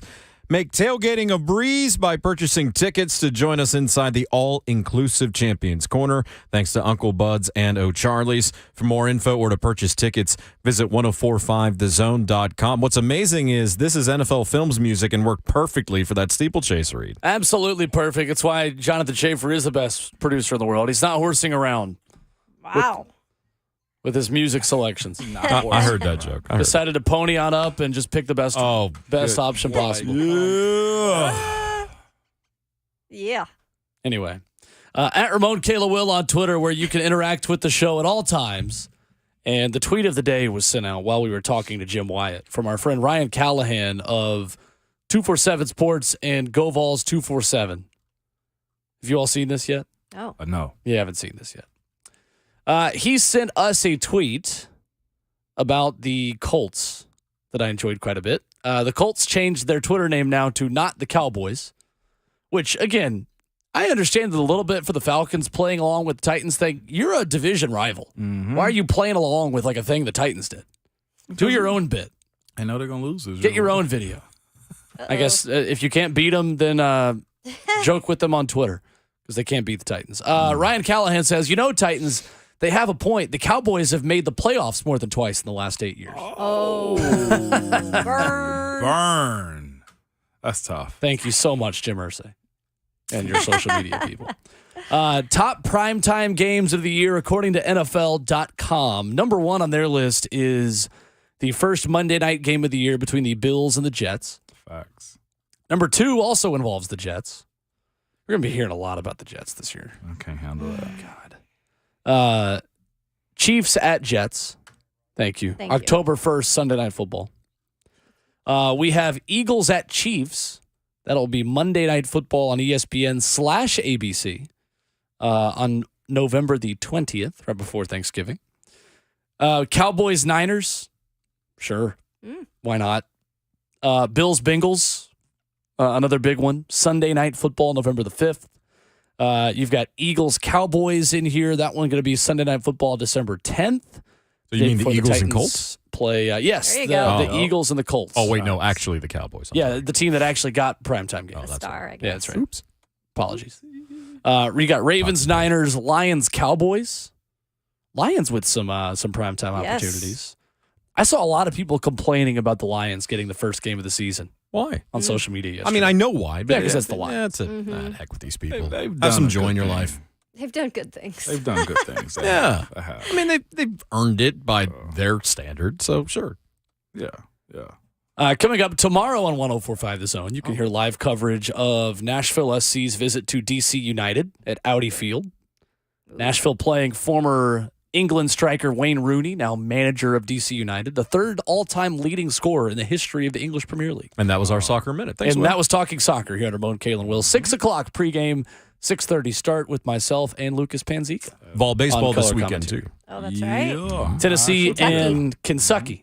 Kentucky. Yeah, that's That would right. be appropriately called. The Fighting Levises. Or as their There you public go. address announcer once called it when I went there in 2003, Catnucky. What? Have I told you that story? No. Actually, I've told you all this story. You just don't remember it. Kayla has not heard this You story. think I really be listening? I don't even know the story. So in 2003, I went to Tennessee, Kentucky. It was probably a blowout. There's probably Football? snow on the bleacher. Yeah. Okay. I thought And they spell out the word Kentucky before the game. Now they spell out cats because of what happened on this day. uh-oh. So we're sitting in the Tennessee section, and the full band is spelling out Kentucky, and they say, "Give me a K." Fans, give them a K. Okay. Okay. Give me an E. E. Give me a T. I mean, give me an N. Oh. Uh-oh. And the public address announcer misspelled Kentucky in the pregame Kentucky spell out in Kentucky Stadium. The artist formerly known as Commonwealth Field, now known as Yeah. Kroger Field. Of course. Didn't they win the did. spelling bee. And then from now on, they just spell cats. Catnucky. Smart. We lost it. My brother and my dad were there too. They can vouch for me that this actually happened. Because I was only 6 when this happened. And because we've gone up there quite a bit. I mean, if you're a Tennessee fan growing up in the era that I did, If you want to see Tennessee win on the road, you go see them play at Kentucky because they won 26 in a row there, or 26 in a row against Kentucky, not there. I was at the game that ended that streak, though. But anyway, shouldn't have went that. You didn't play in that game. You were 4-0 against Kentucky. Flawless victory. There you go. Flex. You just went Mortal Kombat on them. Did. Yep, I did. Let me get 1 second. It's Mother's Day weekend. Yes. Make sure you call, visit, take to brunch, cook dinner, barbecue some ribs, some steaks, whatever you want to do. Go to Genesis, go get some roses, do something for your moms. And y'all know me, being without mine, I look at people and their involvement with theirs, and I appreciate how you treat your moms. Call her if you haven't. If you're somebody that's upset with your mom, shame on you. Do the right thing this weekend. Make it a very special Mother's Day because, again, you only have one, whether you are good graces with her or not. She loves you, and you need to love her back. So, happy Mother's Day, Mom. Good advice. Absolutely, man. Absolutely. Happy Mother's Day. Happy Mother's Day. You got a brunch plan, Will? Yeah, brunch You do? Sunday morning. Nice. See, I knew it. It'll be I fun. like that. I love that. At Will. Mom and Dad's house. No, Papa Bowling cook. Oh, yeah, my dad will make a big brunch. It'll be fun. He making the cheese ball again? Probably, actually. Flawless. Yeah, you've had the cheese ball. You've proven that The now. cheese ball. It's very good. Never knew I liked it till I had the bowling cheese Any ball. kind of ball of cheese, and people are always going to love it. I know, but you can mess that up too, though. Can't have them anymore. Yeah, For now, Shay, for now. Schaefer's been taken away from cheese. By the way, stepped on the scale yesterday. Oh. Down 14. Let's go. Yeah, My baby. dog. You're in the end zone There we twice. go. Clothes looking big on 2 you now, Shay. touchdowns. Better than the Titans' offense second half last year. I was going to say, you've equaled the Titans' fourth quarter scoring with weight loss. Anyway, we'll be back at it Hopefully again that Monday changes. morning. Happy Mother's Day to all the moms, and take care of your mothers, whoever you are, and wherever you're listening this morning. And the Buck Rising Show is up next, as are Words of Wisdom from one Ramon Foster. Please remember, unless you're the Tennessee Titans social media page, because they are flawless, your Twitter fingers and your mic is always hot.